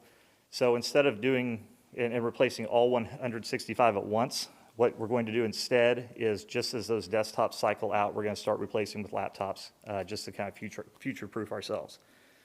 As far as support goes, this was a good thing for us. The closure forced us to look how we support students differently. Before the closure, if a student had a problem, they go to their teacher, they go to a logistics rep, they go to the library, they go somewhere, and an adult would process that help desk ticket, whatever that might be. Because of closure, we were able to say, hey, we need a student help desk. So that kind of forced us into that arena. So now students have access to their own support desk. They can log in, submit their own tickets. Teachers can submit student tickets on a student's behalf. So if your device just doesn't work, a teacher can do that for you. We will continue that throughout the school year because it's just a lot more efficient. If we do, again, if we're virtual, we're going to do the same thing we did as far as support. We're going to process those tickets. We have a way to pick those up in conjunction with the food drop-off or food pickup. We had bins that we would collect and give kids loaners. We're going to do that same thing and process those as quickly as we can and get them back to families. Also, I do want to throw a big shout out to my former team and now Kyle's team. Building support, teacher support would not have been where it was without support of ITSs. Those are instructional technology specialists.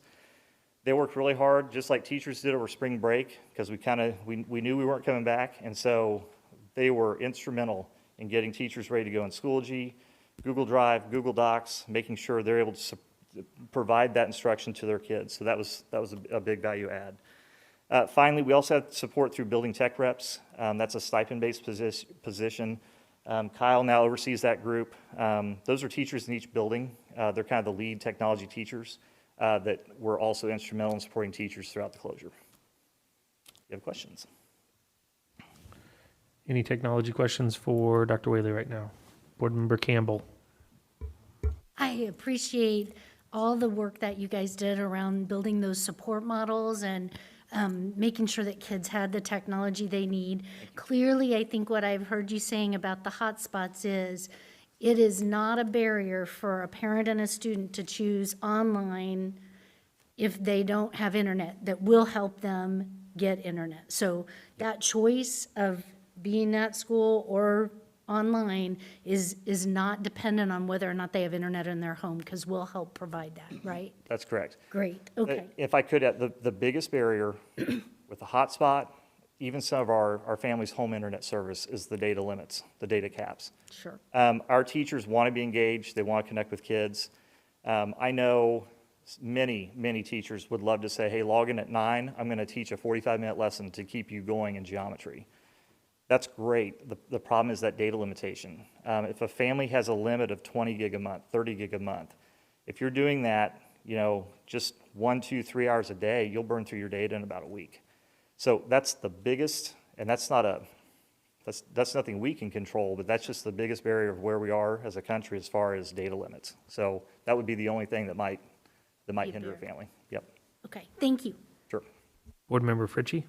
Yes, I just had a comment to make, and that is, in this wide range of communication we've had from staff and things I've seen out there online, and overwhelmingly, teachers have been so complimentary of our technology staff. And they said the speed at which you guys get problems taken care of is just incredible. And so kudos to the technology department. You guys have really been going above and beyond to get things done. So thank you. Thank you. Any other questions for Dr. Whaley? Okay, thank you, Dr. Whaley. It is 5:05. Dr. Buck, if it's okay, we're going to take a 10-minute break. And to the board members, please be back promptly, and we will start promptly at 5:15 because we know Dr. Buck has another commitment at 7 o'clock. So, 10-minute break.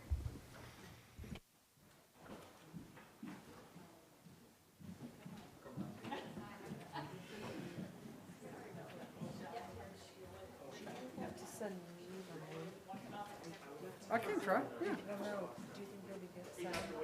I would think so. We're on slide like 25 or something like that, 26. There's only 33 slides. If we get to where we're not going to be okay, I don't have a link. Okay. So if we get to where it's clear we're not going to be okay, if you'll send me the link, and then I'll just go in with the whole like board member meeting still wrapping up, he's going to join us sort of thing. But I don't have a way to do that right now. Okay. Hopefully we are. I'll see if I can find it right now. Yeah. All right. Well, and again, just as a backup plan.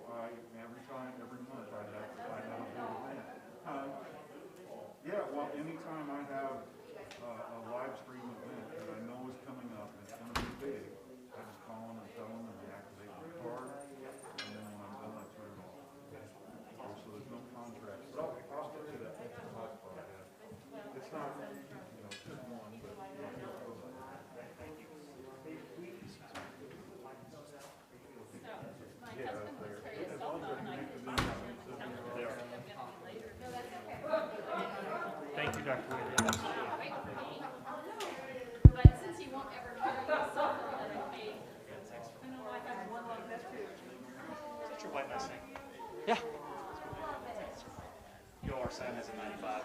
Oh, really? Yeah, if you caught that the other day. His,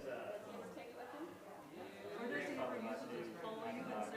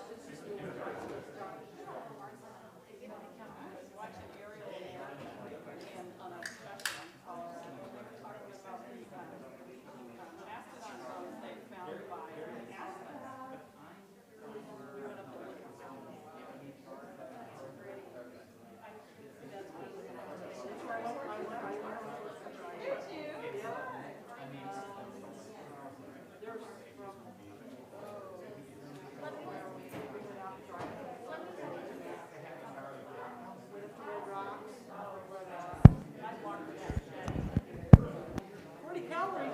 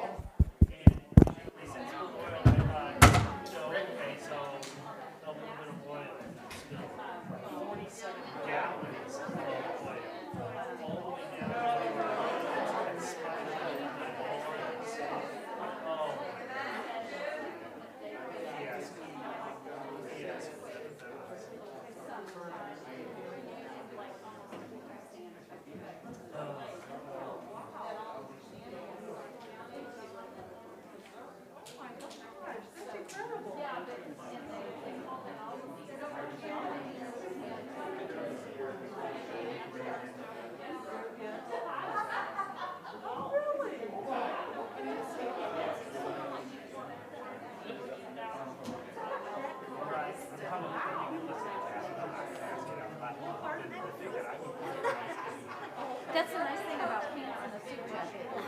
I'm more cut.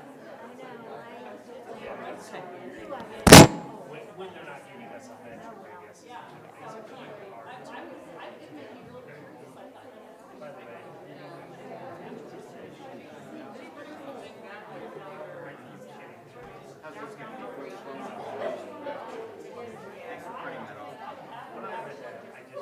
That's pretty good.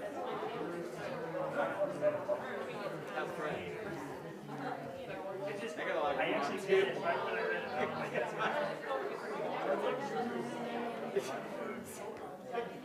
Well,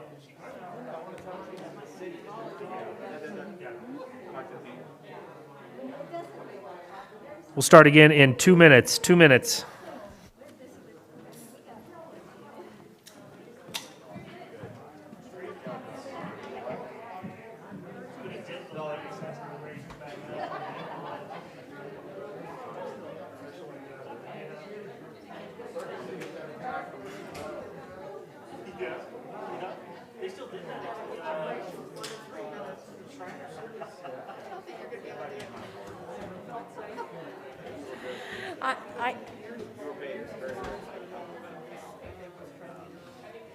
Yeah, and if they can ask me details on the guidance for the health department, but we know that by August 26th even, we know it's going to be different.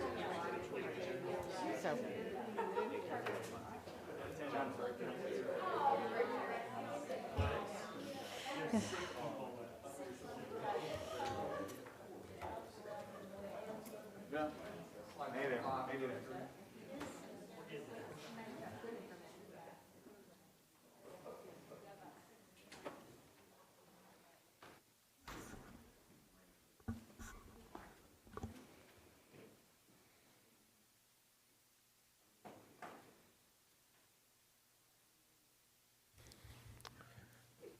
Jeremy, are we okay to keep going? Okay. I just had one real quick question for you, but you might as well enlighten some humor here while this slide. The one with technology. Was that Dr. Buck asking about like a fourth grader for some technology help? Is that what that was all about there? I just wondered if, hey, can you come over and help me with my computer? I'm just You know me well already. Dr. Whaley was that? Yeah. Are you smarter than a fourth grader? My 15-year-old's our tech department home. I think that's true for most of us at this point. Okay, we're going to keep moving on here. I know we have a few more presenters, and we'll get to some general questions and discussion. So we are going to move on to Terry Hansen. Well, thank you for letting me speak to this, because I know that one of the biggest concerns starting back to school is how can we do this safely in our current situation. So we have spent a lot of time, and I have to say that every person that I've worked with in the district so far has been amazing to work with, and the support that we've received. So I just have to put that out there, that I really thank them for that. So one of the things that we're doing is, when you read all the literature, you read all the studies that's out there, we are finding that doing temperature screening or doing something along that line is not effective. We know that less than 50% of kiddos under 18 run a fever or are symptomatic with COVID. We know that from all the studies that's out there, not just from the US, but from other countries. So we did do that this summer, but then during summer school and SLI, those studies came out. It is now not recommended by the American Academy of Pediatrics, CDC, our Jackson County Health Department. You know, originally they put when feasible. Well, if you think about a high school, even like Lee Summit West, if only half of those come to school, we're still talking at 1,000 staff and students that's going to be coming into that building. You've all of a sudden just taken away social distancing. So it's really not feasible to do that and maintain the safety net that we want to maintain. So what we're going to be doing is asking staff and students to start doing their own self-screening every morning, and been working closely with Katie and Matthew on getting those questions out to our families and to our staff members. You know, basically, have you been around anybody in the last 14 days that you know is positive for COVID? Are you running a temperature of 100.4 or more? We're just going to have to really get out there that please do not send your student, or please do not come to work if you are able to answer yes to any of these screening protocols. They're more than welcome to call the district nurse in that building. They're more than welcome to contact me or an administrator to see what they should do on that point. So that is the first part of our health procedures, as you want to say. Then the next step is health services protocols, because we know that if someone's coming to the health room, for most likely, they're not feeling well. So it's putting the health services people in a little bit more of a jeopardy of coming down with something. So I am working with a committee of nurses, one of which has actually volunteered her time and gone to New York City to work for a month, has gone to Houston to work for almost a month. And so I'm taking that expertise from the district nurses that we have, plus the CDC protocol, and we have came up with our health services pandemic protocol. Now, I will tell you, it will change 10 times before school actually gets in session. I think I had 3 updates from Jackson County Health Department in a 24-hour period last week.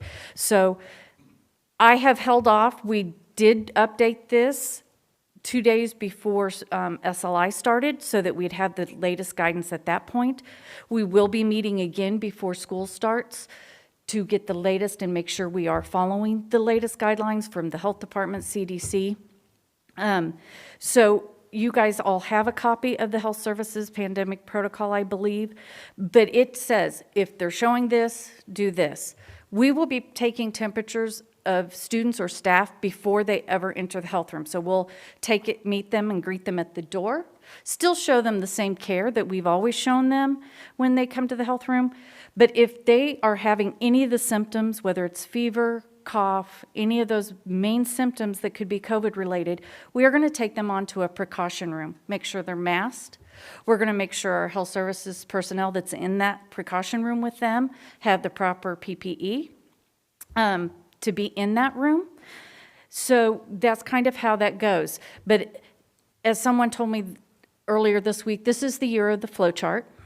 And so we have a flow chart for what that protocol looks like. With that, we also have a health services personal protection equipment plan. So if someone is in that precaution room, they are going to be required to have a gown on. They'll have their KN95 mask. We might have a few N95, but I think you've seen in the news how difficult that is to come by. And they will also be wearing a face shield. Now, I'm going to continue to look at guidance and get more information from the health department, our state leaders, and Department of Health and Senior Services on glove use in a room like that, because we don't want cross-contamination either. And we know hand washing and hand sanitizing is usually better than gloves at this point when we're dealing with COVID. We will make sure, and I'm kind of jumping down, but it goes along the same line. Before school ever starts, and I'm putting health services staff in that line, we will be doing proper training on how to put on and take off all that personal protection equipment, because there are proper ways to do it and proper ways to help minimize risk to yourself. We are also I'm working with the Jackson County Health Department. They have been great to work with for the health services side. As a matter of fact, Jackson County's health department has come up and has reached out to every lead nurse in Jackson County for the school districts.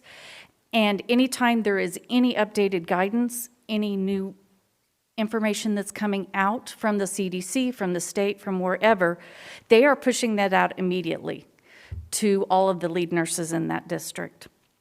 So hence the 3 emails in 24 hours on changes. So that's what we're going. Right now, that's what we're working with is, again, another flow chart on if someone has been exposed, if someone has a positive, what is that guidance? And that's taken directly from CDC. So a lot of times, I think my contact in the health department's like, it's Terry again. But at this point, that is our local experts that we are going to, they're the ones that's taking the lead in this, so that's what we are following. Protocol for precaution rooms. You'll hear it called isolation rooms, precaution rooms. I like precaution rooms, but I think it just sounds better. Sounds less intimidating. This will be for any student or staff member that is exhibiting symptoms until a parent, or if a staff member is unable to drive home, until we can get them out of the school building. Each district RN will be working with their building administrator on selecting that. There are certain criteria that we've kind of asked administrators to look at to kind of designate that room. You know, is it close to the exit? Is it somewhere that they don't have to go across the building with someone that is exhibiting symptoms to get to that room? Those kind of things. The less contact, the better, of course, when they're exhibiting those symptoms. So each building RN is working with their administrator on that, and I know that their space is limited in any given time, so that's why it's going to be important to just really work together and see what's happening. We do know that it probably needs to be a room that's big enough that may hold more than 1 or 2 kids. I'm hoping that's not the case, but I can't ask that building to, okay, I need 5 different rooms for a precaution room, and then expect our custodial staff and facilities to get each of those cleaned after the student has left the building. So those are just some things that we're looking at to try to minimize and mitigate the exposure within our school district. We know it's going to happen, but we're going to try to limit it as much as possible. I think that was all that I have on bullet points. Questions? I think you're going to have a few questions here. I had a feeling. So let's start with Board Member Doan. All right. You mentioned asking the families to take their temperature. And so this is kind of an equitable thing. Some people don't have thermometers. Right. So one, how do we find those families that don't? And two, how do we get them there? And can we work with other groups like Lee Summit Social Services or the health department or? And that's something that we're still working out, so I'm glad for that question, because that is something that we are going to have to really work with community resources to kind of help with that. Because we can challenge all the community to drop off a thermometer right there at the front desk if we need to. We may need that. Okay. So. Thank you. Board Member Campbell. Terry, first I just want to say thank you for being a healthcare hero, because during this time and all the work that you've done to provide information for parents to help students feel more comfortable, I just want to say thank you. Thank you. Great job. The question that I have came up from reading some of the material in that, so just walking through, a student has symptoms of COVID, running a fever, they're going to go home, and then there's going to be some requirements before they get to come back. So can you just walk through for parents what that will look like? Well, I can tell you what that looks like today. And it will change. It will change 10 times. So we follow the Jackson County Health Department. So if a student goes home exhibiting any of those symptoms, then it's going to depend a lot on whether they were tested for COVID, on when their return's going to be, because the requirements are different. If they go to a medical provider, and because we know that influenza, strep throat, common colds, allergies, all of that's still going to continue. That's not going to stop because we've got COVID running. If they go to a medical provider and have an alternate diagnosis, then we're going to follow our normal communicable disease process and guidance on when they can return, as long as we have a physician's note stating that alternate diagnosis, okay? If they don't get tested, don't follow up care, and they showed up, say, on tomorrow, then the guidance from the health department at this point is that they are home for 10 days from the start of symptoms, okay? As long as they are symptom-free and fever-free for 24 hours within that, after that 10 days. So that's the guidance if they do not get tested. And then if they get tested, then it's going to be 10 days from the, basically the same thing, 10 days from the start of symptoms and 24 hours symptom-free. That is the guidance right now. Where it becomes more difficult is the direct contact, which is that less than 6 feet for greater than 15-minute time period. That's when it becomes a little bit more muddied, and we seek a lot of guidance from the health department and from medical providers at that point on when they can return. So they either need a note from their doctor or so many days, and then they'd be able to return. And will they just flip to, and I'm not sure who this question should go to, will they just flip to a virtual student for that 10 days? Yes, and so, and we also have the ability, if we think it's going to be extended, we can also move to online for the rest of the semester, so it'll be an individual decision there. What we thought originally was it'd always be a doctor's notice, but if you go to the urgent care, we're finding doctors don't want to write a note then, because you visit urgent care, you didn't visit them. So that's where the thinking right now, the past, 30, probably 3 days really, has been conversations around trying to figure that out with the health department and Terry. Great. Yes. And as soon as we kind of get that figured out, that will definitely be communicated out to families. We don't want to penalize a person that is doing the right thing just because they can't get a doctor's note. That is not what our goal is. As you all know, for health services, you'll hear me say it 100 different times, is our goal is to keep kids in their seat in the classroom or going on, virtually. It is not to keep kids out of school. So we're going to work and try to figure out the way that's the most equitable and getting them back. Thank you. Board Member Hedrick? Do you have any data, or have you come across any that would indicate how effective self-screening is? If people are honest with the self-screening, it's pretty effective. We're going to have, I can't imagine, luckily I don't have a young child at home right now that I have to worry about if they've been exposed or if I've become positive and then how long I have to be out. I don't have to worry about that with a young child. I know that that's an issue for working families. But I can't reiterate it enough that if they do that self-screening and are honest with the school district, we're really going to mitigate what our numbers look like in our school community. So I know that it's not a fun time either isolating or quarantining, but we're just going to have to depend on our families to be honest with us and work through that. Board Member Allen? Thank you, President Murdoch. Ms. Hanson, so we've talked about the student and the protocol for the student. What is the action then that is taken for the classroom where that student was? Okay, it's going to depend. I'll be working with the administrator for that building, who will in turn be working with their building managers on identifying what classrooms those came out of. It's going to depend on the exact exposure, amount of time that they were exposed, that kind of stuff, on how quickly they get in there. Right now, I know Paul Sharp will be, or from facilities, will be talking about the daily touch points and disinfecting that's going on.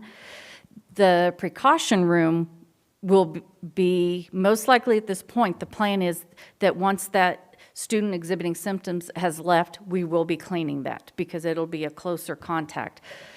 The classrooms, we're going to have to look at that. We know the desk will be cleaned. We know that area around there. And then we're also going to have to look at students that might have been around. Right. I mean, that's and then educator or para or whomever is in the room, because it becomes then the question of, okay, in an isolated situation, or maybe not so isolated anymore, educators going home or students going home with a elderly parent or elderly grandparent where they should, and there's the rub, and I understand it.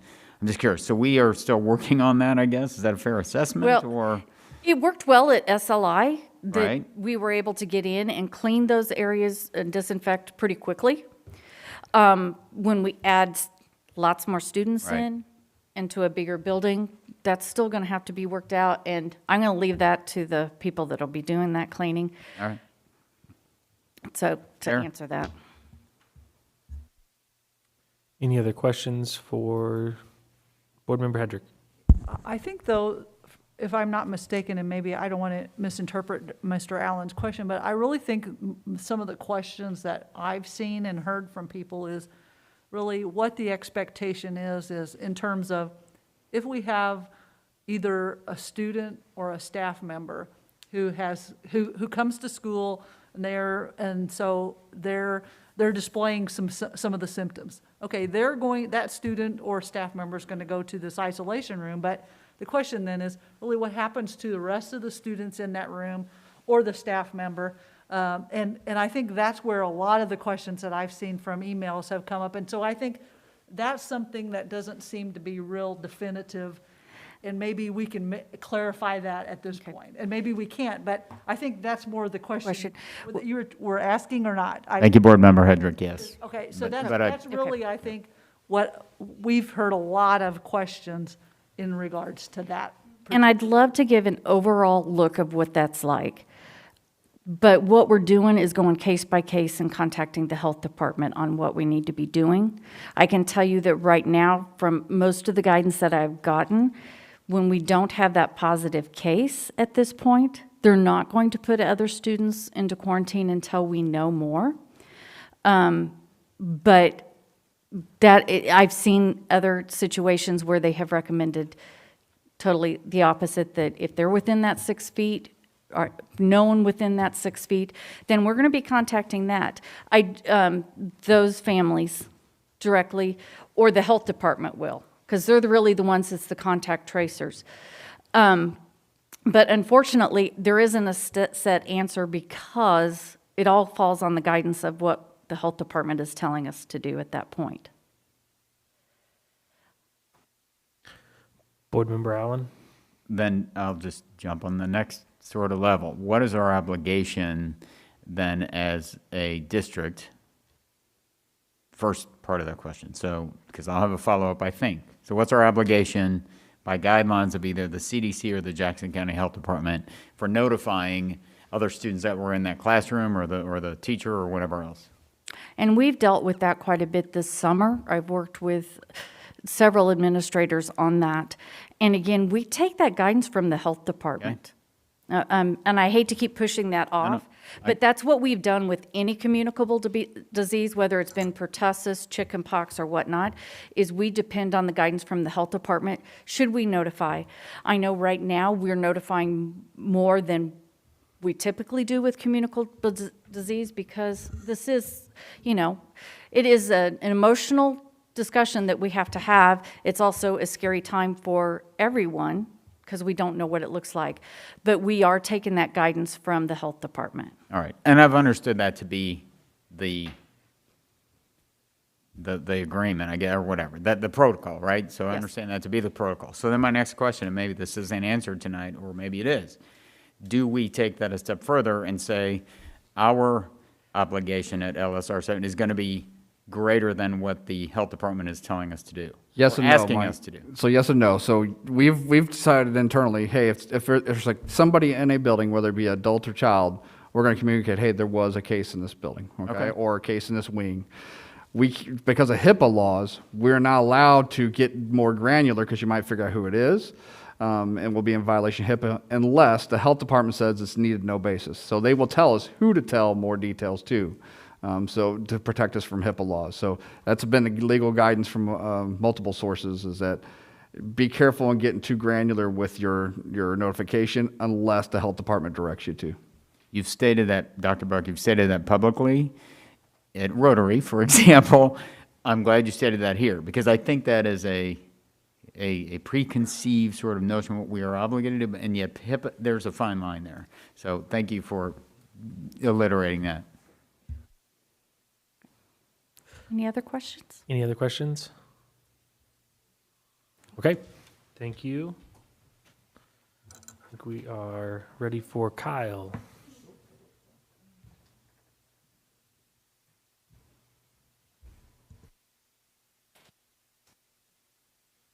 All right, thank you. Our custodial staff has worked through their procedures, and the current staff that we have on board right now will be able to perform disinfection of all touch surfaces in our buildings each night. And that includes desks, chairs, light switches. They still have pencil sharpeners? I think they do. Anything that a kid's going to touch when they walk into the classroom. So, the process, what that looks like is first cleaning the surface. Any visible soil on the surface will get cleaned. Then we have to disinfect. Then we have to rinse the surface later. We'll use our ionized water and use that as a rinse, even though that's also a sanitizer. The reason we're doing those extra steps is because we need our surfaces to be food safe for the morning when kids come in. So that's kind of been a different part of this, how we look at this procedurally, is that our desk surfaces need to be food safe. So we feel good about our ability to get that done every night, and our staff has done a great job of working through procedures and modifying their work environment so they can get that done. In addition, we use a spray disinfectant to disinfect all of our restrooms every night. That has been our procedure for a long time. We also will be disinfecting the health rooms and isolation rooms every night. But then, of course, going back to the last comment, the building managers and the custodians, their message is going to be available for communication. They've got to be available, and they've got to be ready to respond quickly. And so they're going to be in constant communication with building staff, with the nurses, to find out when there's areas that need to be treated. So the thing that we've added to our toolkit over the last few years is electrostatic spray disinfection. And so you may have seen the Clorox 360 units. We currently have those in all of our secondary schools along with MIC. Caution people that, Clorox 360 it's great for disinfection. It's not performing any cleaning. So we still have to clean before we disinfect, but in an emergency, electrostatic disinfection is going to be a good tool for us. We have also got on order, and we anticipate having in before school starts, handheld e-mist electrostatic sprayers that can be located at each one of our elementary schools. So those will help us respond more quickly, be able to treat the isolation rooms and the nurses' offices or any affected room quickly and efficiently. We've talked already about the classroom cleaning, but I will mention that the spray bottle and the sanitizer that'll be used in classrooms, it is a food-safe sanitizer. It's what the district has used for a while in the cafeterias. And so we've reviewed the safety data sheet for that product. It is safe for anyone to use. It requires no PPE, so kids, teachers can use it effectively. I just want to add a comment about HVAC systems because I've had some questions about that. We are very fortunate in Lee Summit to have a really highly qualified HVAC tech department. We have 8 HVAC techs that do an amazing job. They've spent the summer making sure all of our systems are operating as designed, which does include outside air changes. And so air change in a space is very important. So we will have the code-designed air changes in our spaces. We also have a very good filter replacement program that we've been able to maintain. Filters are rated, and their MERV rating, which detail, kind of from a 1 to 12. We use a MERV 8 final filter, which is a very good standard for schools to use. You get above a MERV 8 and you're looking more into healthcare environment type filters. So keep our filters changed, we keep the air change in the buildings, and it's a good standard for indoor air quality. We are researching right now a system that has just recently been approved to kill COVID in the airstream. And I'm just in the research phase of it. We're looking at potentially maybe assembly spaces, being able to have something that's an extra, just kind of belt and suspenders and mechanical units to clean the air. That's all I have. Is there any questions? Any questions for Kyle? Okay. I wouldn't go anywhere though, for later. All right, we're going to move on to Krista.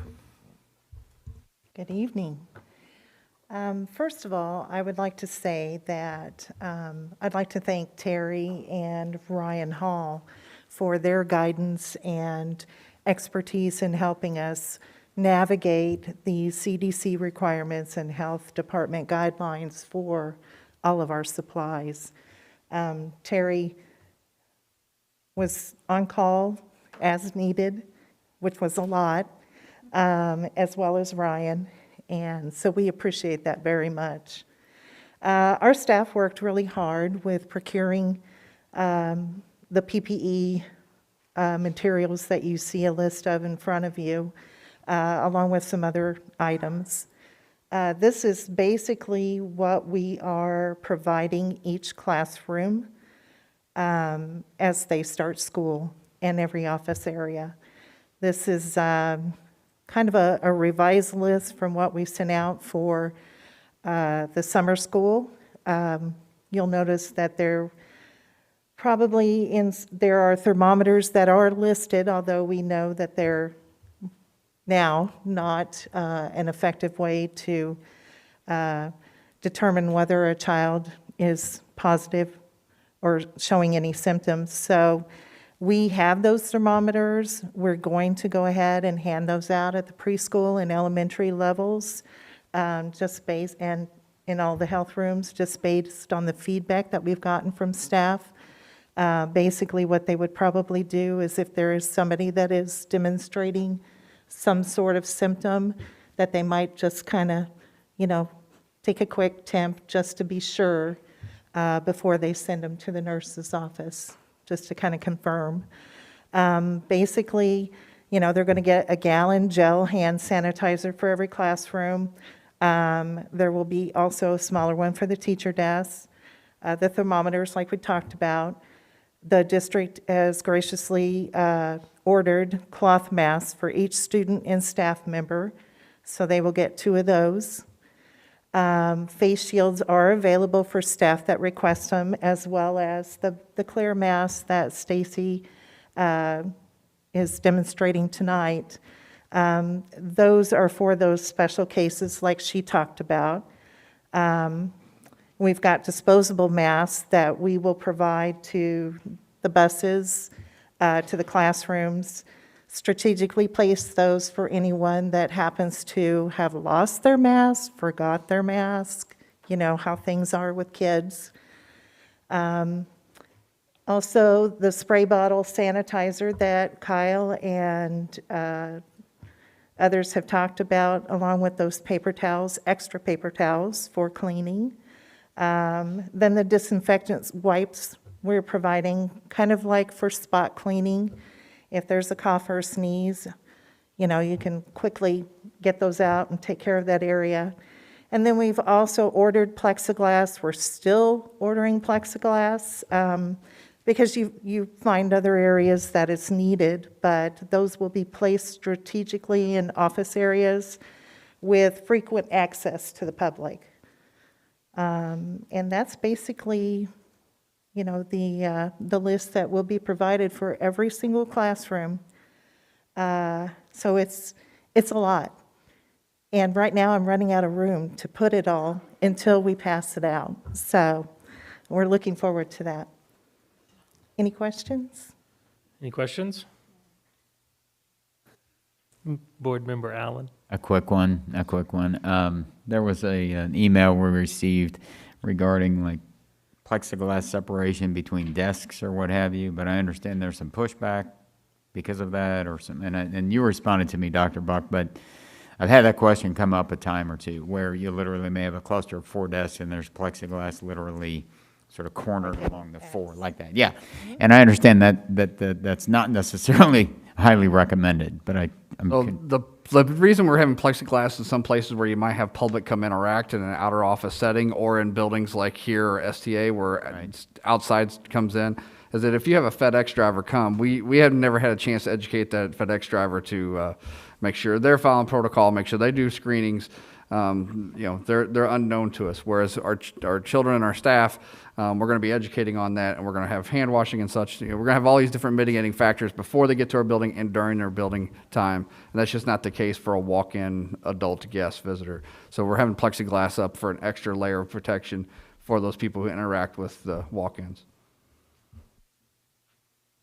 So I'm going to just follow up a question on that. So if we have in person and we have staff request something to that regard, will that request be denied for them to establish some kind of physical barrier between desks? I don't think we could physically do that at a large scale. I don't think we can get the plexiglass to do that at a large scale. Well, I think there's been some other options floating around out there. I just want us to be prepared for that because I agree. I don't think it's physically possible on a large scale, but I do think there might be some staff that request that. So just that's a heads up. With it being an aerosol, if you have a child in the classroom for 6 hours, that the ability for that to be a mitigating factor lessens over time. Whereas if you have someone come up to, Linda's desk and they're going to be there for 3 minutes, it's more effective in that span than it is going to be over 6 hours. Anybody else? I have one quick one. How will teachers go about procuring replacements as they run out of supplies and making sure like who they go to get replacement? Sure, we have all of this available in stock in our warehouse. They can simply go to their building secretary. They place what we call an SI order or stores inventory order, and we pull those items. They're delivered directly to their school by our friendly drivers who are also complying with their masks every time they enter a building. But yes, that's as simple as that. They just let their admins know and it'll show up. Anything else? Okay, thank you very much. We appreciate it. Let's talk food. Good afternoon. The first thing I'm going to talk about is food safety. And all 180 of our staff members all have current food handlers cards that are issued by Jackson County. And 3 of us in our office are certified Serve Safe instructors and proctors, so we receive information weekly about updates on COVID relating to the food service industry. And on meal service, SLI was a great opportunity for us. We got a lot of practice, we learned a lot of things, and we have several different protocols and plans in place for all the different options. And meal prices, unfortunately, starting August 31st, we go back to the National School Lunch Program, where we can no longer feed everyone free, and there's a lot of stipulations. So we will go back to free is no charge, reduced is 40 cents for lunch, and paid is our current $2.50 and $2.70. We're waiting for waivers because if we do have virtual students, we are trying to figure out how we're going to accommodate those students because we will have to use a roster system. And if the waivers don't continue on, we can't allow parents to pick up meals without the students with them or allow families to pick up for other families like we have done in the past. So we have a lot of things to work out in that area, but it changes day by day. And I know there are several bills floating around right now to get those waivers extended.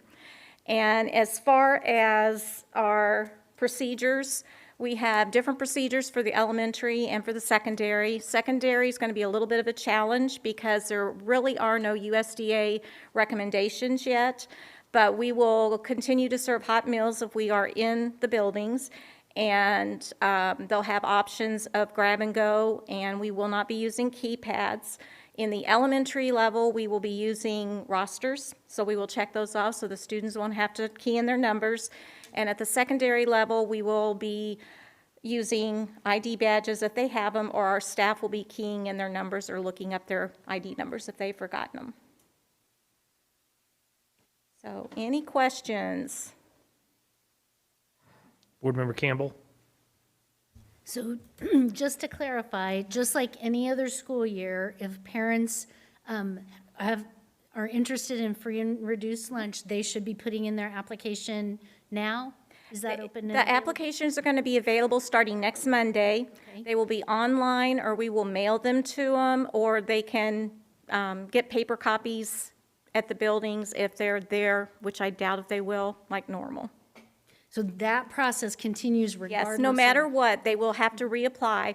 Their status for last year carries over till the end of September, and if they have not filled out a new application, it rolls over, and they will pay until a new application's submitted.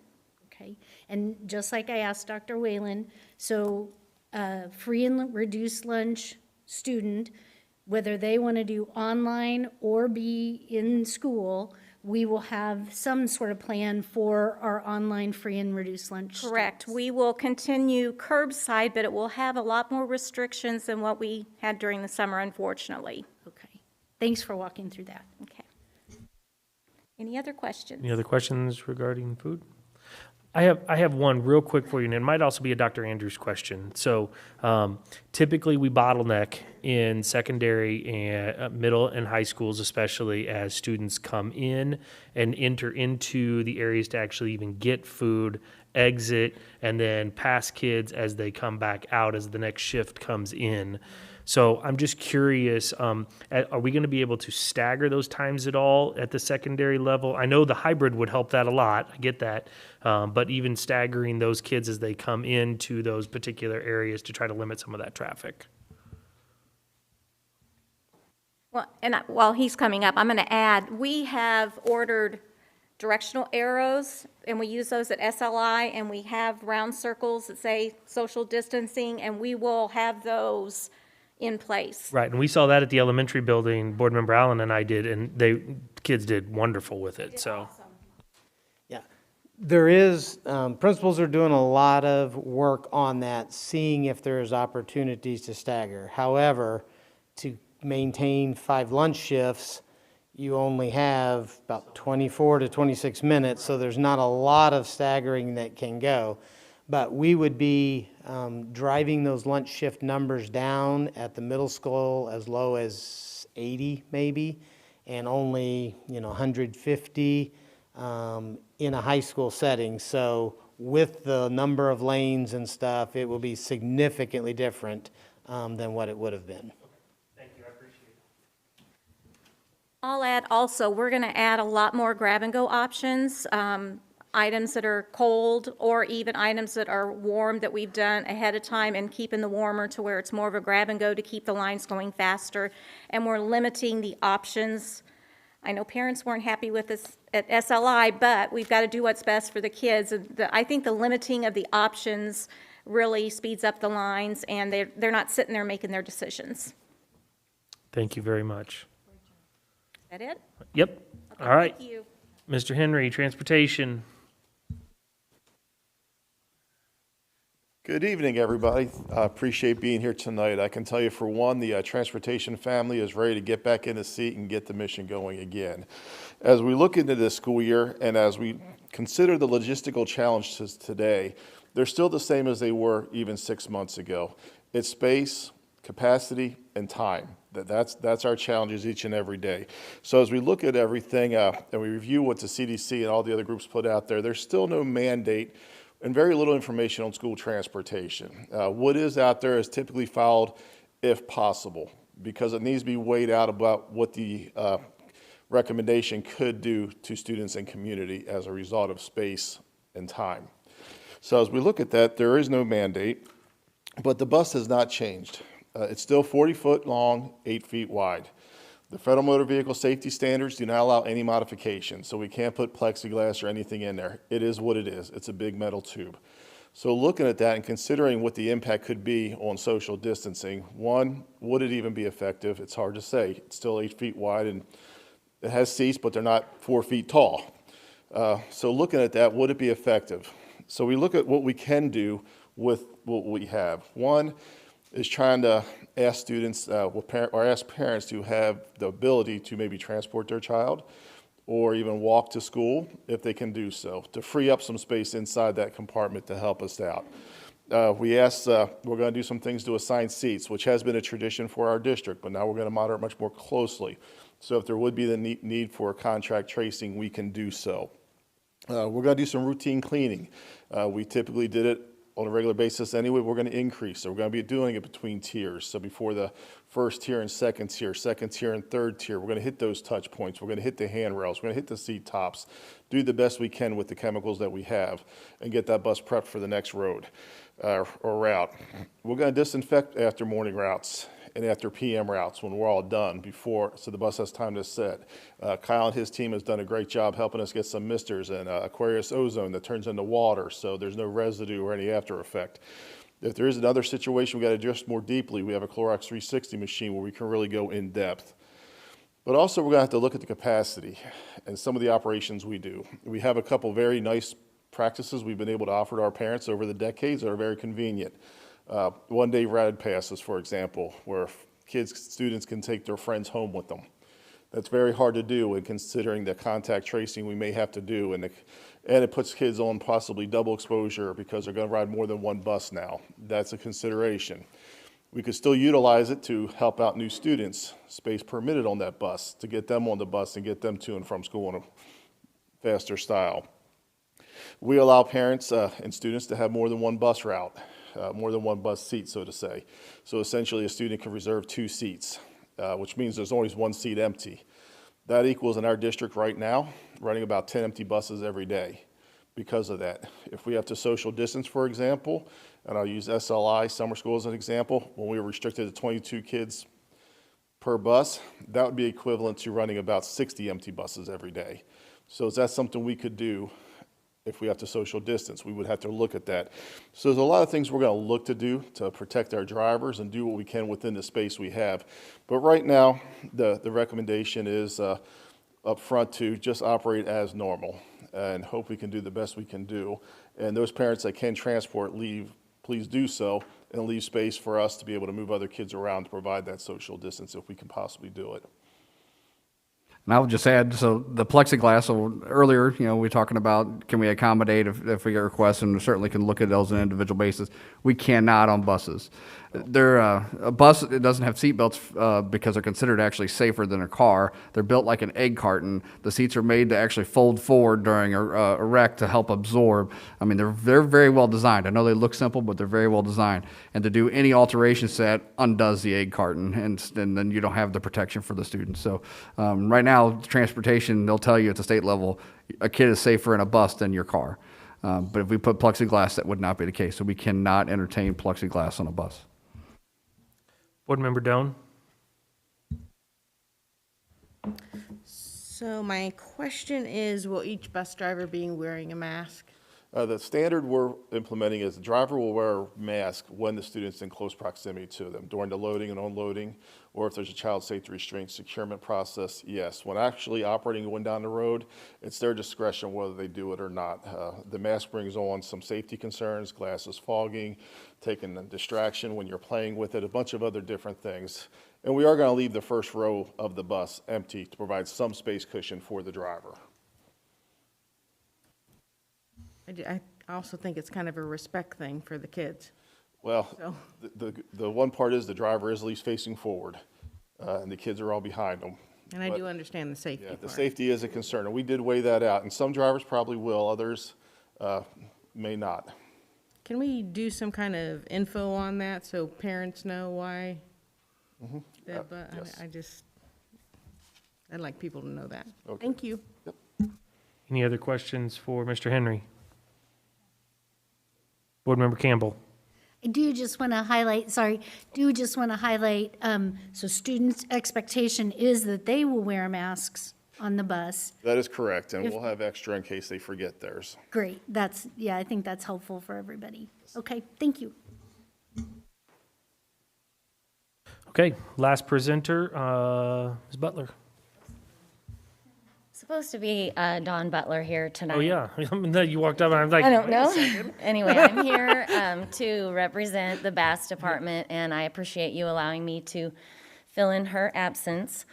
Just wanted to share with you, we know that childcare is a necessity for many families and something that is important to us, and our goal is to always provide a safe, nurturing, fun, and enriching environment, of course, while we have to maintain being a self-supporting department. And the challenges that has brought with the COVID-19 has been difficult. We have fewer children, but we were able to serve about 270 students this summer, and we did increase our staffing support. The children were all wearing masks. Staff were all wearing masks. We social distanced while in each of the spaces. They were in stable groups. So it was always the same staff with the same group of kids each and every day, even with some built-in subs. So we really tried to anticipate some of those challenges before the summer started. So it has been going well. And children surprised us with their mask wearing, and they are doing phenomenal. And so it's been very good. The second point that we're focusing on is just planning the curriculum and the activities that meet our goal of being enriching while still maintaining those social distancing practices.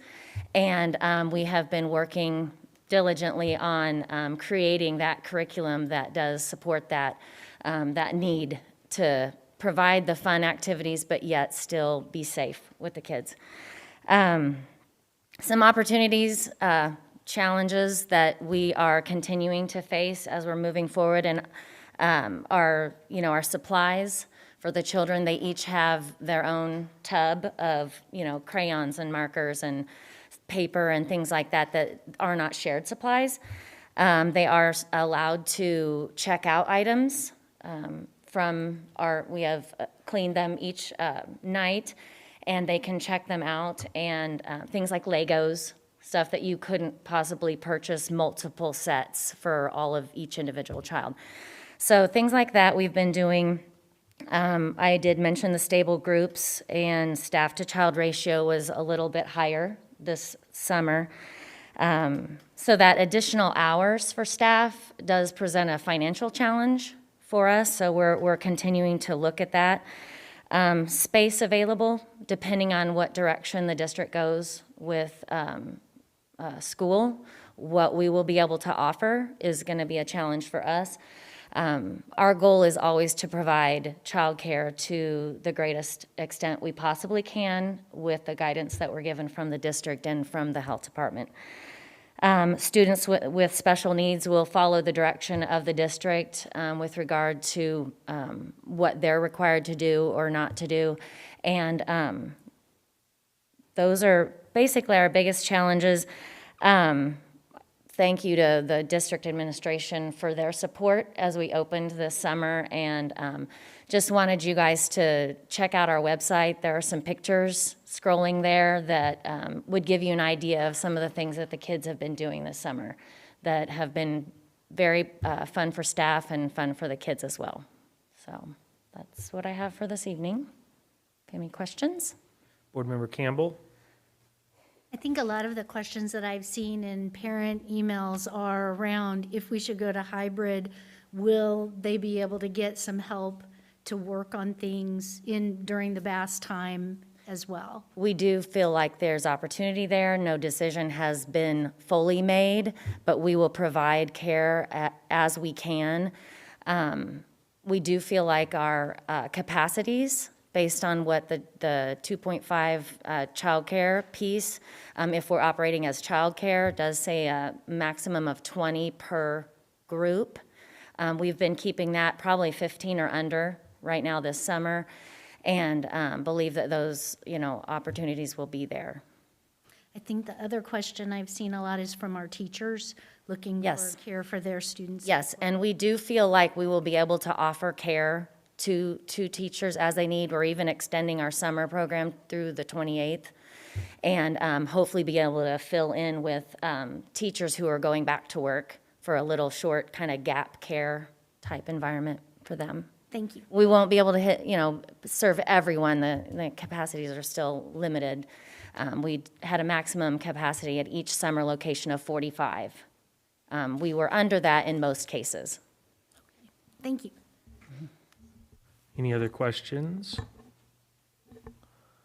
Okay, thank you. Thank you. I think for the board, at the pleasure of the board, I think what we should do at this particular point, because we're at the actual reopening recommendation, so if it's okay with everybody, we should go ahead and get the motion on this particular agenda item, and then if we have statements, follow-up questions and stuff like that, we have microphones now out in the audience for staff members if we have specific questions or general questions for staff members. If somebody has a different idea of how they would like to do that, but I think that would probably be best if we could go ahead and get that motion, get a discussion going, and then we'll have a final verdict on this item. Board Member Marshall?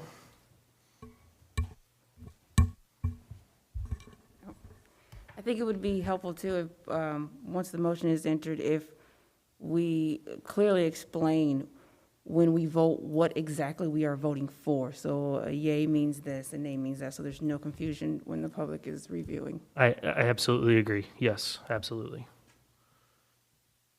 So from any of the board members, I would take a motion then on item 2.01 on reopening school. and I'll just kind of announce that before somebody gives a motion, the 2.01 reopening school, we would be voting on the proposal that is before us that currently would say that we would be having our pre-kindergarten through third grade going full-time in person, provided that the health department gives us the go-ahead in enough time before September 8th. At that time, all grades 4 through 12 would be in virtual still if we are in significant community spread as defined by the Jackson County Health Department. Along with this recommendation, then we would be saying that pre-K through 3 would be going full-time, and grades 4 through 12 would shift into the hybrid mode, provided that we are allowed to go in person with limited capacity per health department guidance. And then we would finally be going full person in time, all grades, when it has been deemed safe by the health department. And essentially, they have declared it no longer a pandemic. Is that correct, Dr. Buck? Yeah, so you see up in the screen, you can kind of see that, and the health department's going to be the guider of that. Okay, so that's what we need a motion on, and then we can have the final discussion. I can do the motion. Okay, Board Member Doan? I move that the board approve the in-person and online instruction options for the 2021 school year as presented.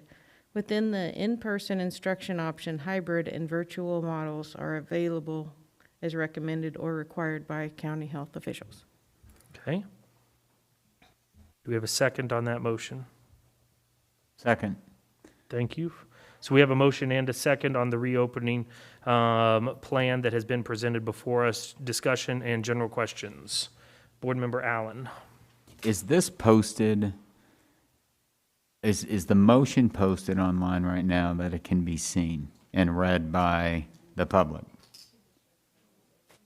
The actual motion, I don't believe, is on the public side of board docs, but this particular slide is up there for the general public to be able to see. All right, that's fair. Just thought I'd ask. Yeah, no problem. Board Member Doan? Thank you. So I'm kind of adamant about this mask thing because, you know, I think we all look really cute here, but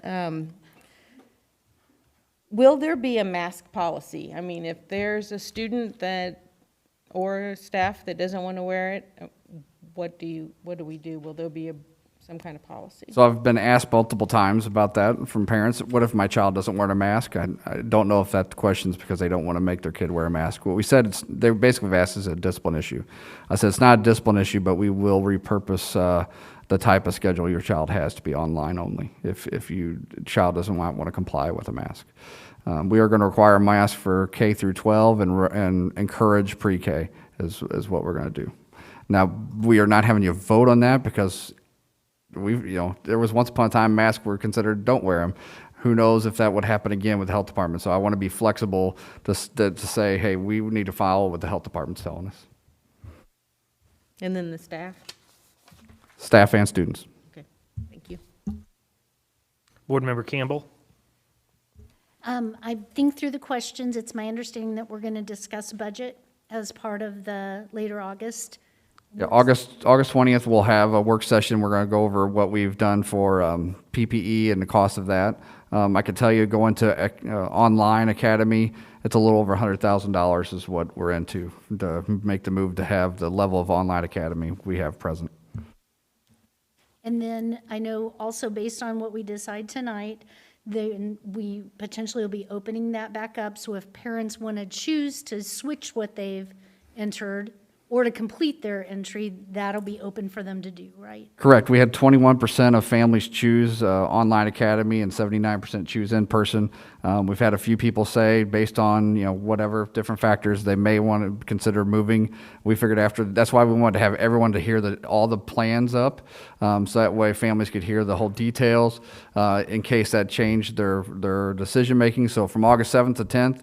Not only are we going to start engaging staff about, hey, what do you choose to do going forward, but also give families a chance to redeclare if they choose to redeclare.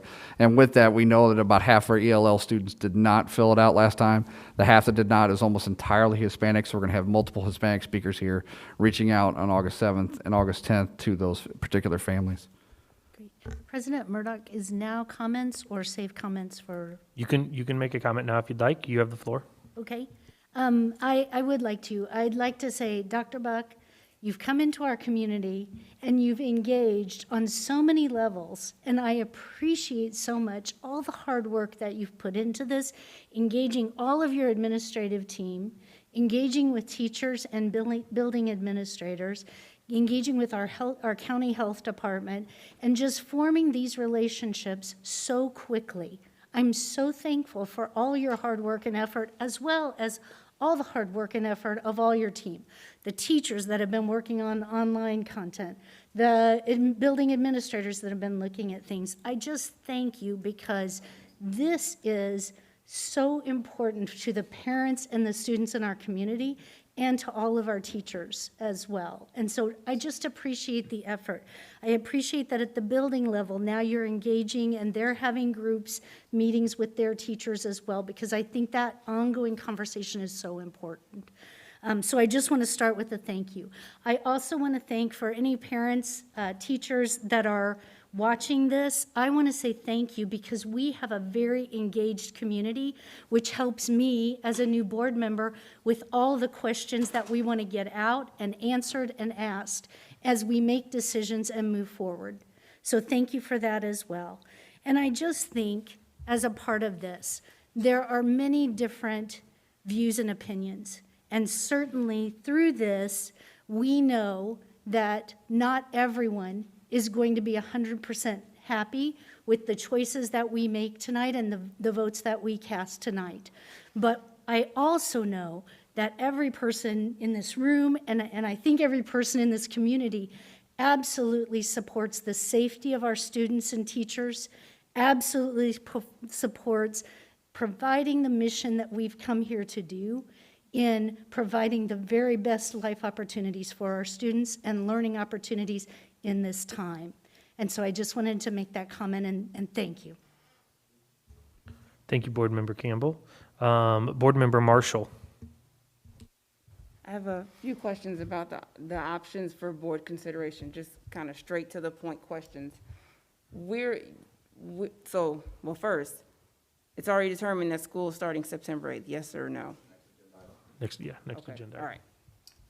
I'll save that question for next, okay. So with these options that the I guess, flow chart that we had, I guess it was a slide before this, can you move this over? So these are these are the order of operations for reentering school. So my question is, on the right side with the orange, the health department is dictating that? And, okay, so if they're dictating that, what is our ability to pivot as far as the time frame? Like, let's say school does start September 8th. Are we waiting till September 7th to put plans into motion, or what does that look like? So we talked about that today, and we could pivot with the next day, but start of school for planning purposes, because we're going to have staff here for a long period of time getting ready and geared up. We think it's going to be fair to them. We probably need to decide by August 25th. So at the end of the day, that Tuesday, I think it's a Tuesday, August 25th, after I get off the phone with the health department on that day, then we'll say this is what it's going to be on September 8th based on the latest recommendation. That gives us 2 weeks with Labor Day in there to be prepared. But during the year, we could pivot to going, if we're in person, to go back to virtual the next day. I think going back to from virtual back to in person, we probably need to give a 3-day or so lead, because otherwise attendance the next day is going to be horrible, because we'll try to communicate out, but we won't get everybody the next day. So, and people's plans change. So I think we can pivot fast. It's more about what is right for our staff preparing for the beginning of the year, and also what's right for our community as they look for either childcare needs or get the message. Now, is there a discussion to, as far as maybe a survey or whatnot, asking the community how much time they may need for pivoting, so we can kind of incorporate that? For the beginning of the year, no, but that's something that definitely could do during the year. So the beginning of the year is really going to be about staff being prepared, with kids knowing it's going to be the 8th, and they would know 2 weeks in advance, which should be plenty of time. Okay, thank you. Board Member Hedrick? Please indulge me just for a minute. So in terms of, if we were going to start school tomorrow, okay, we are considered still in significant community spread. Is that accurate statement? As of Tuesday at 2 o'clock, yes. Okay, so we would, under that scenario, we would be having pre-K to 3 full-time, grades 4 through 12 virtual. Is that accurate? Not at this time. So what we talked to them Tuesday, we talked to them about, hey, what research is saying, are you seeing the same thing? They said yes. They're very intrigued about pre-K 3 going. They weren't there yet, they said. They needed more time to consider that, so that's going to be the topic again for next Tuesday. Okay. But if they were to have to decide right then and there, they would strongly recommend virtual for pre-K through 3. So we would not change our chart here to say that if, while in significant community spread, we would be doing pre-K through 12 virtual?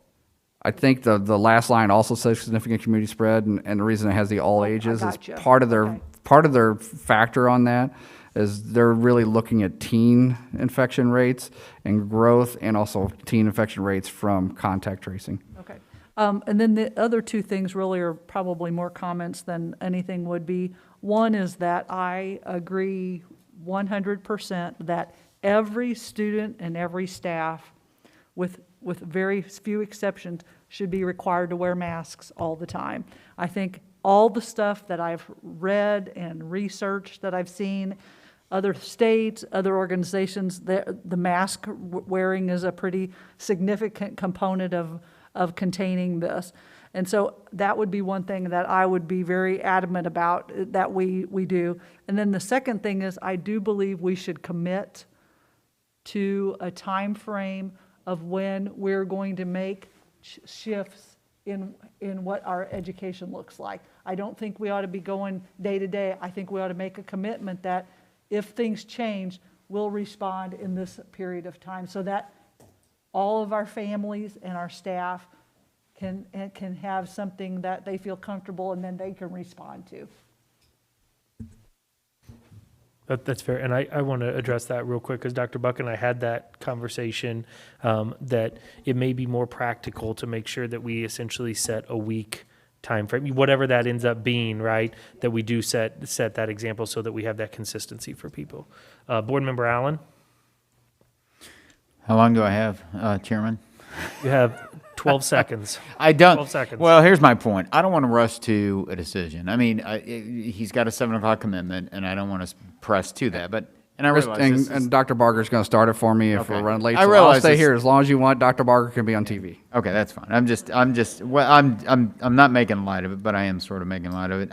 In response to Dr. Hedrick's point at that last one, if we close, right?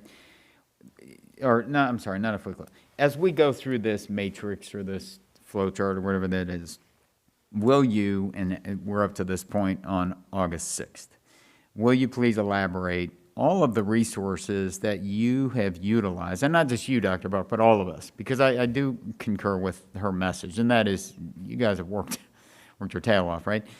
So we've considered CDC, the academic family physicians. We've leveraged studies, international studies. I mean, it's not like we're sitting in here throwing darts to figure this out. Will you please elaborate? Because you and I have had some conversations about this. I've had conversations from them. Yeah, that's my first. You bet. So every time somebody sends me a study, I'm reading it too, by the way. We're having conversations around. So I've even read the Trento, Italy study, which isn't even published yet. It's in pre-paper, and went over that with the health department this next Tuesday. It's on my docket. Last Tuesday, we went over the JAMA, which is one that showed under 5 had more nucleic acids that's associated with coronavirus in sinuses of kids less than 5, 10 to 100 times level, but it didn't study transmission, and it is nucleic acids associated with coronavirus, not necessarily how infected they are.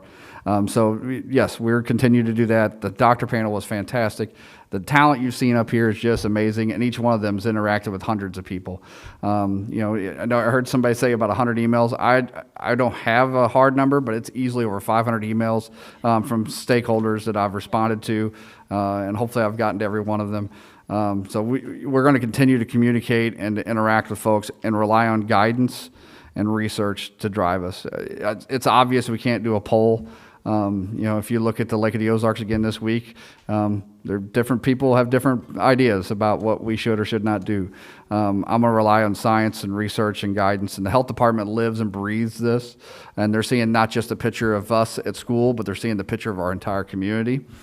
So I can't thank them enough.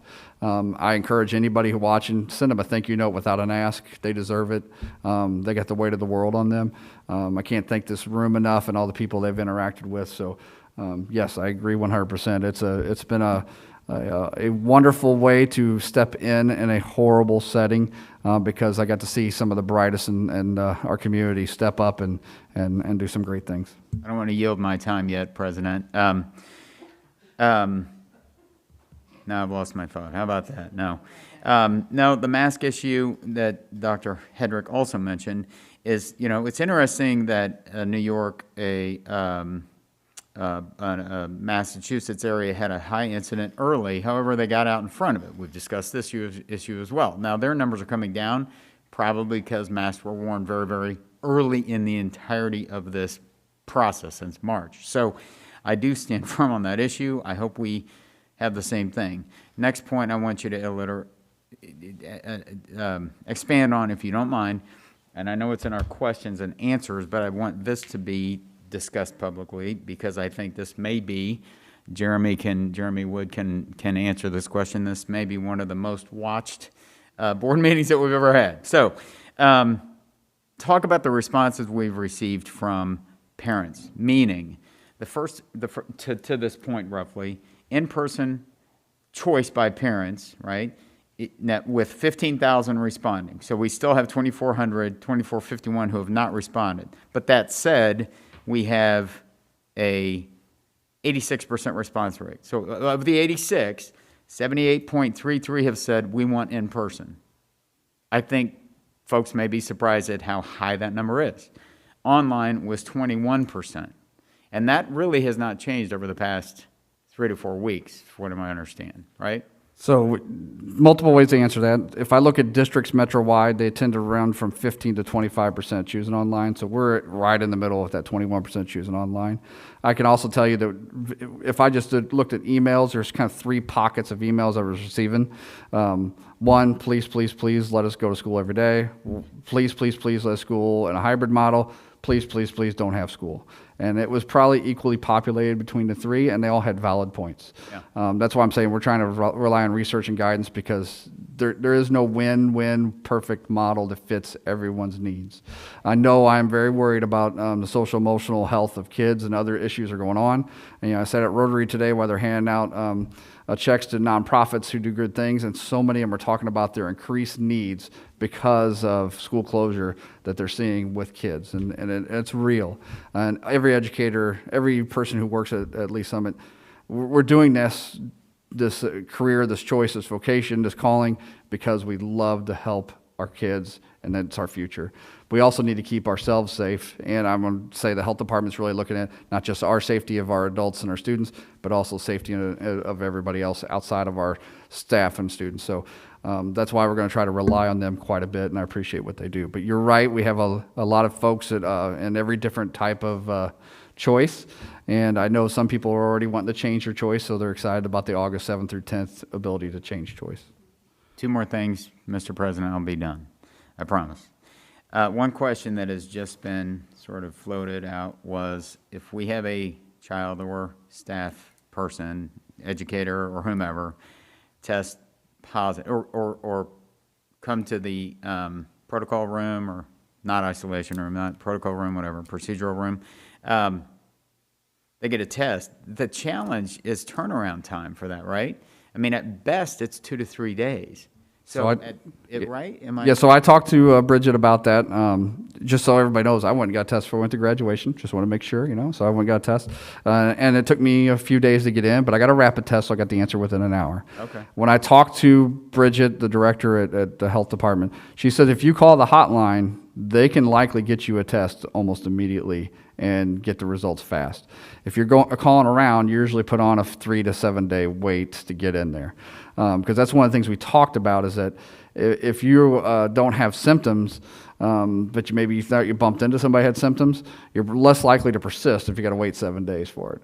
To even get the test. So she really highly encouraged that you call the hotline. They're hiring more staff in the very near future too to help increase the amount of tests they can give out. So that's the advice from Jackson County Health Department. And we have a month, essentially, right? If it's September 8th, which in this fluid situation is years. I mean, really, as far as what can be accomplished or consolidated, I'm not.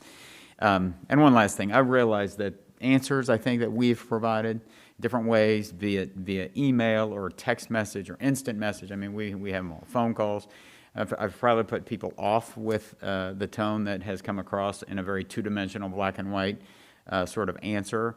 That's not what I've intended to do, though at times when we have had extensive study and research through very credible sources and the like, and yet we are inundated with all of this Facebook barrage from sources that are to be credible per se, and yet it's a reach from whatever mass media outlet there is out there.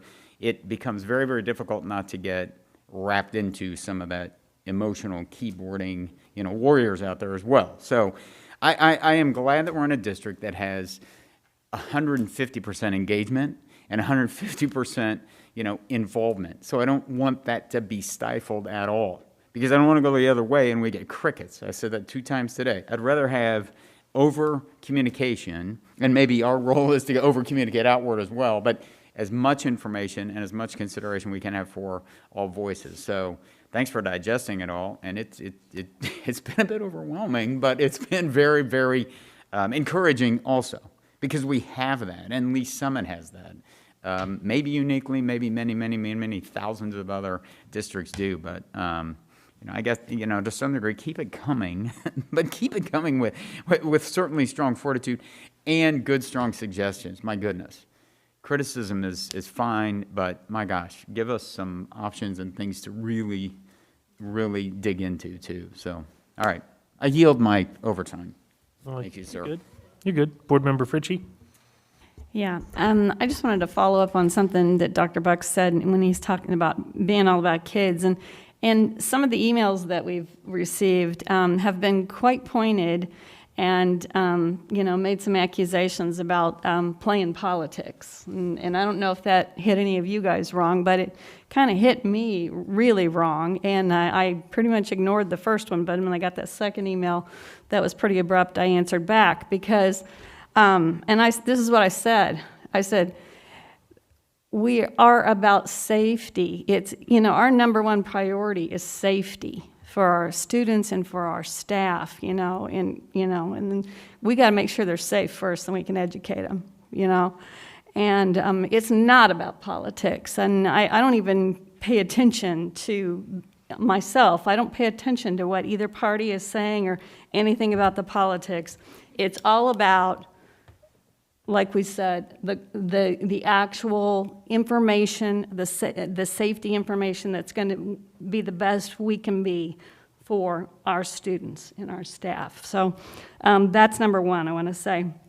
The second thing is we've had some discussions kind of this week, and I think we've alluded to some of the answers up here, but one of the really big hot topics right now coming from our staff members has been their ask regarding if we go to a full virtual format, if they would be allowed to work from home. And I'd like to address that and what we would do in terms of a hybrid model too. And I'd like to see if Dr. Buck or someone would like to answer that. So talking with this team here, and they're engaged in building leaders as well, if we're 100% virtual, what the plan is to start off with would be just come in on Wednesdays only. to help us plan and be flexible and tweak as we move, and then allow telecommuting. And I say allow because some people may want to come in every day, telecommuting the rest of the time. So that's what we're looking at if we're 100% virtual. Thank you. Board Member Campbell? I just had a quick question regarding some of the requests around masks as mandatory, thinking about the turnaround time if we do need to shift. Are those things that we're going to include to vote on here, or are those discussion items that we're going to? I'm going to try not to have you vote on them in case guidance change. Because what if guidance comes in, it's just not mask, it's a particular kind of mask. Or, so I don't want to get that fine-tuned. I want to say we're going to rely and follow health guidance. I can tell you that your liability insurance will want you to follow health guidance from our health department anyways. Great, thank you. I just wanted to clarify. Board Member Marshall? Okay, so kind of to bring it back to what we're actually voting on, throughout this succession plan here, for example, let's say September 8th, if we start September 8th, that the pandemic is gone, right? We go back to full in-person normal. Do parents still have the latitude to make declarations based on their comfort level for their kids entering buildings? And if so, will they still be able to access wraparound services as they need to accommodate their personal children? 100%. We've been clear about that too the whole time. If you are slated to be in person at any time, your situation changes, your comfort level changes, you want to switch to online academy, we'll accommodate that. Thank you. That was a good question. That was one I had written down. Anybody else have questions? I just wanted to make a couple of comments, and then I do have just a couple of very quick questions here. Number one, I think it's really important that all of us understand that there's going to be questions even after tonight, obviously, and probably we're going to get the email started tonight and tomorrow, and that's fine. There's no problem with that. There's only so many questions that can get answered as staff gives a presentation like this, and I think that with all of those presentations, they're prepared to answer those questions. So even if you didn't hear the answer tonight, to anybody who's watching, I think it's very important. Send the questions so that we can get those answers to you as quickly as possible so that you can make the best decision for your family here in this upcoming window. So that's the first thing. Second thing, I do appreciate all of the staff work that has gone into this. We know that we're not going to make everybody happy with this decision. Can you clarify, because Dr. Buck and I talked about this in terms of what the guidance was in terms of if struggling students needed some support, not necessarily obviously IEP or English language learners, just a student who is struggling in the virtual format, what options we might be able to provide for those students. So I brought up that question, and it's not really on this chart here, but what if we have one student who's really struggling and could benefit from coming in for a short period of time for some one-on-one tutoring, and the staff member's willing to do that as well while we're on virtual setting, and they said that would be fine because it's a huge need for the kids and it's limited and it's a very small group. So they were okay with that type of setup. And I just think that's important for the public to know that we know that there's kids out there who struggle in the virtual setting, and we want to make sure that we're able to provide those supports. We have the medical cohort that you mentioned with the doctors that we had spoken to previously. And so my question is are we going to, I know that we can contact that group again. Is there any kind of scheduled conferences that we're going to have with that medical cohort group to continue to gain guidance along with our health department? Do you have something already scheduled, Terry? I don't. Okay. They are more than willing, though, so we said we would be utilizing them throughout the year, so yes. And then the last thing is many times we get just a very broad question, and maybe even to put it in simpler terms here, is when a student is engaged in virtual learning, and we understand from obviously Dr. Whaley's presentation today, that we can have data limits obviously on people that can make it more difficult to have that true virtual in-person experience. If we switch to virtual learning or somebody ends up in that capacity, what would a typical day look like for that student in terms of their time commitment to actually being on a screen in front of the teacher? Do we have any idea that we can give our parents, hey, look, this is what a typical day is going to look like for you? Kyle, do you want to tackle that one? Because they've been working on that a lot lately. Yeah, so we do have that ready to go to communicate out what a typical day could look like for elementary, middle, and we have it separated out by elementary, middle school, and high school. And will they have this, like, literally maybe tomorrow, for example? Katie has it typed up. It's ready to go out. When are you sending that out, Katie?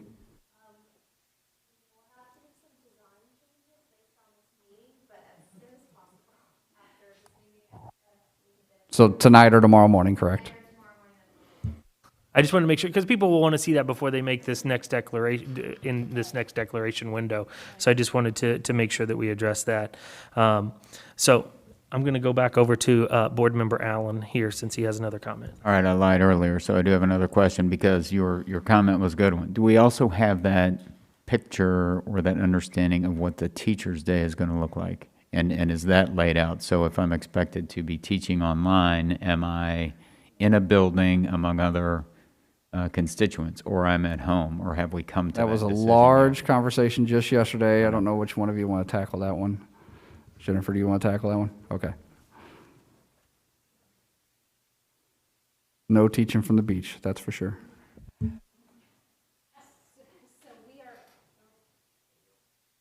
We are continuing to have the same expectations truly that we would have.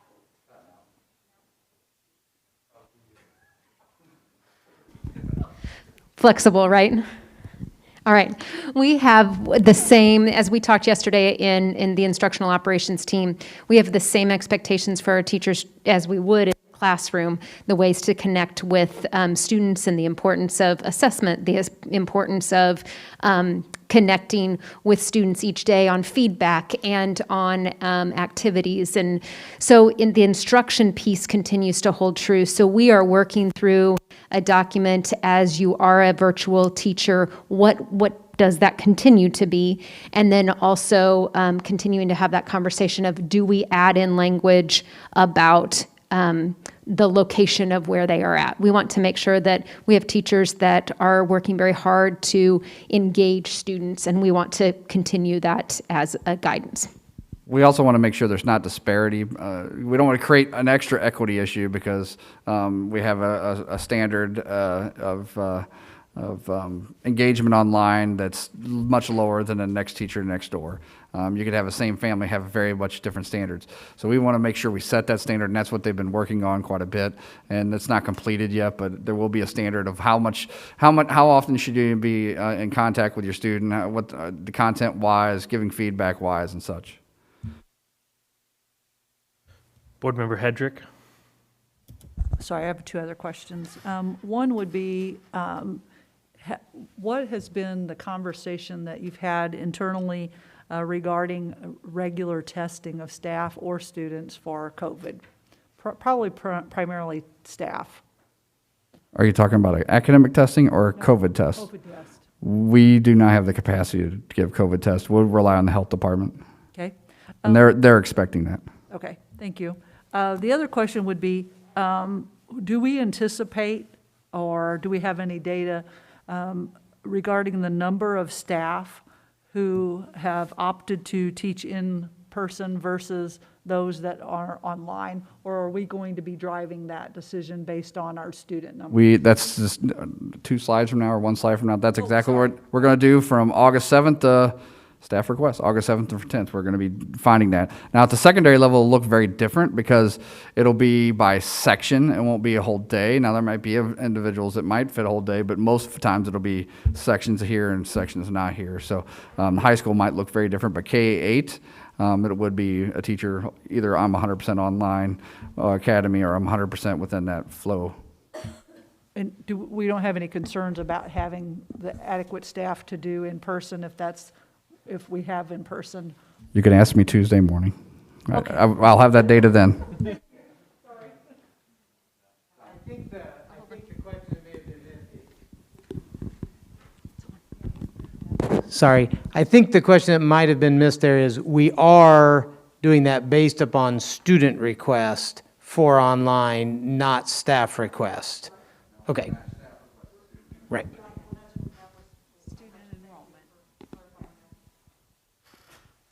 Anybody else have any questions on this particular item? Because I have one last comment and then I'll be done, I promise. One of the board priorities this year is that we are maintaining, obviously, an equitable look at all of this. And I just think that it's important for patrons throughout our district to understand that pretty much whichever decision we make here has equity issues associated with it, one way or the other. And so I hope people understand that we have tried to balance those with this particular recommendation, because we understand and we know that there are equity issues that come regardless of which decision is made, which version of learning we were made. And I think staff has done a pretty darn good job here in trying to balance those particular concerns as we move forward with this particular decision. Any other questions or comments on this particular item? Board Member Hedrick. Just one more comment, really. I really have been struggling with this decision over the past few weeks. And I will tell you 100% that all of the information that you all have provided today has really, really helped me come to a place where I feel like I can make a good the best decision, given where, as everybody stated, we're not going to make everybody happy, but I really do appreciate all the information that you provided, and you've answered a lot of questions, and I just appreciate that so very much. Thank you so much. Okay, so we have a motion and a second on the floor for 2.01 on reopening school, understanding that we're giving as much flexibility as we can. All those in favor of 2.01, please say aye. Aye. All those opposed? Excellent. 2.01 is good. 2.02 is the approving of the calendar revisions for 2020 and 2021. Dr. Buck. I'm going to have Dr. Andrews come up. There's been many people involved in this. So I think one of the things, the health department strongly recommended going to September 8th. And I can tell you there has been some good conversations among all the superintendents in the health department about that. They also say we really want to be in person. They're just not there now. If we go September 8th, they're hoping that's enough time. It's over a month away that the data could change and we could be in person. So that was their request. County Executive Frank White's backing that recommendation too. And they kept using the term strong recommendation. So I came back to the team. And what they've come up with is they're going to present a calendar here. It's 9 days shorter for students, and that allows for 9 extra work days for staff to prepare for that virtual and online academy, which will help us do a much better job than our quick pivot we had to do after March 13th when things were unknown. So kudos to everyone who's been involved in this. Thank you, Dr. Beck. Happy to share some information about the new proposed calendar for 2021. Dr. Delsem and I co-chaired the calendar committee in the spring, and winter really, but generally takes about 3 months to put this together and work pretty closely with a calendar committee. Unfortunately, we had 3 days from last Tuesday until the board packet went out on Friday to you. So we worked, still gathering as much input as we could, but understanding that in quick time, sometimes we don't have the involvement that we normally would from our teachers with that calendar. But as Dr. Buck first stated, the calendar would move from 171 student days down to 162 student days. We're allowed to do that, or we're able to do that based on a couple of different factors. Number one, we had about 1,070, I think 1,069.5 hours in our instructional day in the previously approved calendar. DESE only requires us to have 1,044. We usually like to have those extras, but in a unique time, agreed to go down to that 1,044 hours. We also gained additional student hours by eliminating our early release days. We had 4 of those throughout the year. We only kept 1 in the last day of school on the existing calendar, and it helped balance it exactly to 1,044 hours. We reduced our our late start Wednesdays down to 1 day per month. And when you added all of those hours together, gave us back to 1,044 hours with the start being September the 8th. and changing 9 days out of that calendar. So the other thing it enabled us to do was not adjust our teachers' contract start date or end date. We would start and end with the exact same contracted dates that they had previously. As we move that, though, and start 8 days later, it has a scaffolding effect that semester break is now not right because we were significantly balanced. So we moved our semester date. That one flowed pretty well. We do have quarter classes that change at the middle school and quarter reporting at elementary, so we moved the quarter date. In doing that, it affected parent-teacher conferences because they came next in there at the end of first quarter. So when we moved that a week, we got into the first week of November and ended up with kind of a one-day week there. We ended up moving our last professional day that we had that was originally on October 23rd to November 2nd. And in turn, what it does, it kind of creates a fall break for students in that there is no student attendance during the first week of November. There are 2 professional days, the 2nd and 3rd, and then our regular parent-teacher conferences on the 4th and the 5th, which are those extended days where teachers work into the evening, and then the Friday is actually a contracted day, but it was worked on Wednesday night and Thursday night. So it makes a clean week without mixing students as just a partial week, gives them a little catch their breath time just around conferences, and then works back. So I think that really covers all of the key points. I'm happy to answer any questions around it. We were pretty pleased that we didn't have to start changing teacher times and end times. The other part, and I apologize, I forgot, the days added before with the teacher contract. The key point of having those additional teacher days will be around our online course development. We now have 8 additional days that teachers will be on contract before they were normally going to come in. That will give us the opportunity for teachers that teach a course together to collaborate and work together to create that online content. And instead of paying lots of people for each and every course that's happening like we have traditionally done for the development of our online courses, we'll have that contracted time dedicated for them to work through that. So we have reworked the schedule of time that we'll be prepared to go out to building administration around what that pre-contract time looks like, what's professional development is provided. The last part of that professional development, we are developing a program around online teaching that now we will have time to deliver to all of our staff to help grow their skills even more around the potential start for virtual instruction. So that is our new calendar proposal. So Board Member Doan, right before we get to your question, can we do the motion and then we'll do questions? Yeah, Okay. I can do the motion first. Sure. You want to do that? I move that the board approve the revised 2020-2021 academic calendar. Second. Okay, we have a motion and a second, so now we'll open it up to questions. Board Member Doan? Okay. What was the reasoning for keeping that one late start Wednesday, and then is that still kind of a collaboration day or time?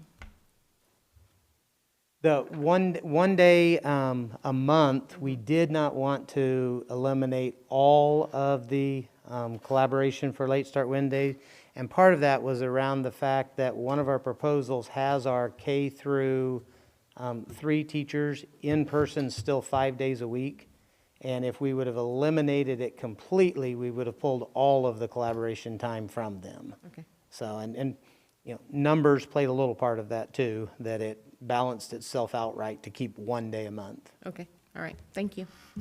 Board Member Allen? Well, this is something this isn't really a question, but it's more of a request.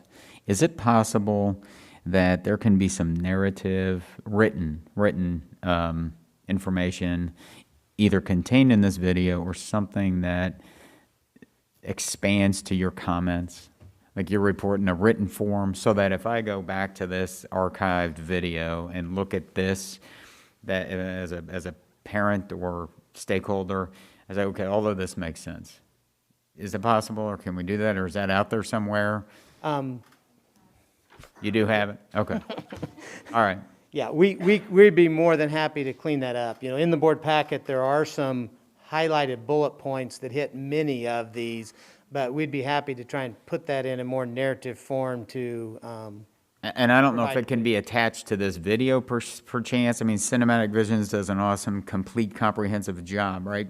And I don't know if it can be part of the video itself, but that's where a lot of folks go to watch certain aspects of this meeting.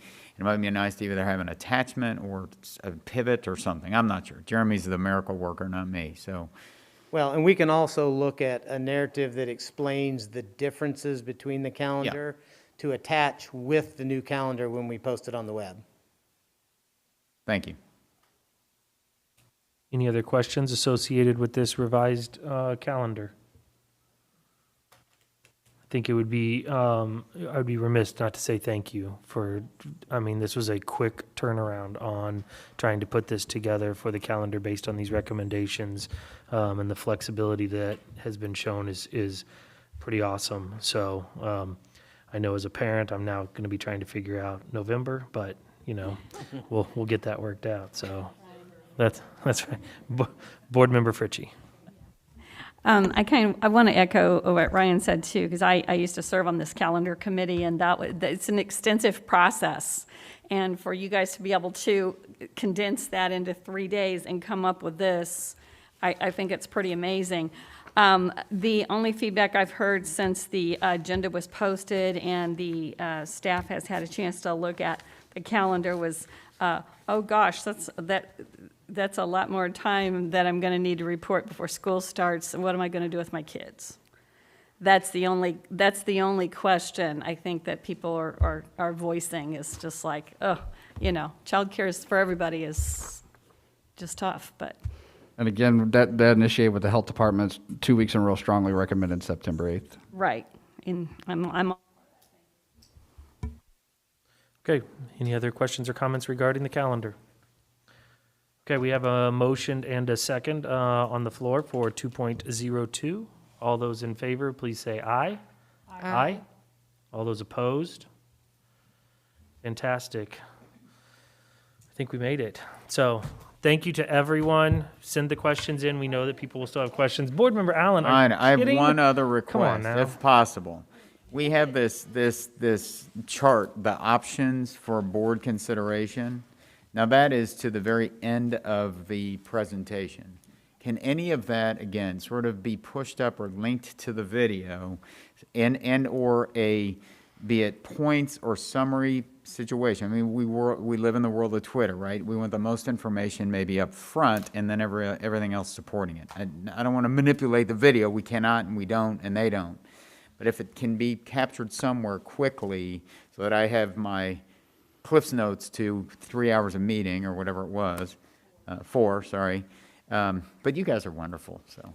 Is that possible? That's all. I'll let Katie and Jeremy meet after this. They can see if they make that happen. Well, You're welcome, Katie. And Ryan, do we want to have Dr. Buck go over the timeline, that the next 2 slides that were on that? I think we got it done that for everyone, this includes staff and parents. The new declaration window begins tomorrow, and will run through the end of the day on Monday. So you'll have that window open. So, okay, thank you to the board. Thank you to those who are watching. This meeting is adjourned. Thank you, everybody. Thank you. Yeah, I got to talk 3 minutes. I got to figure out where Kristen went.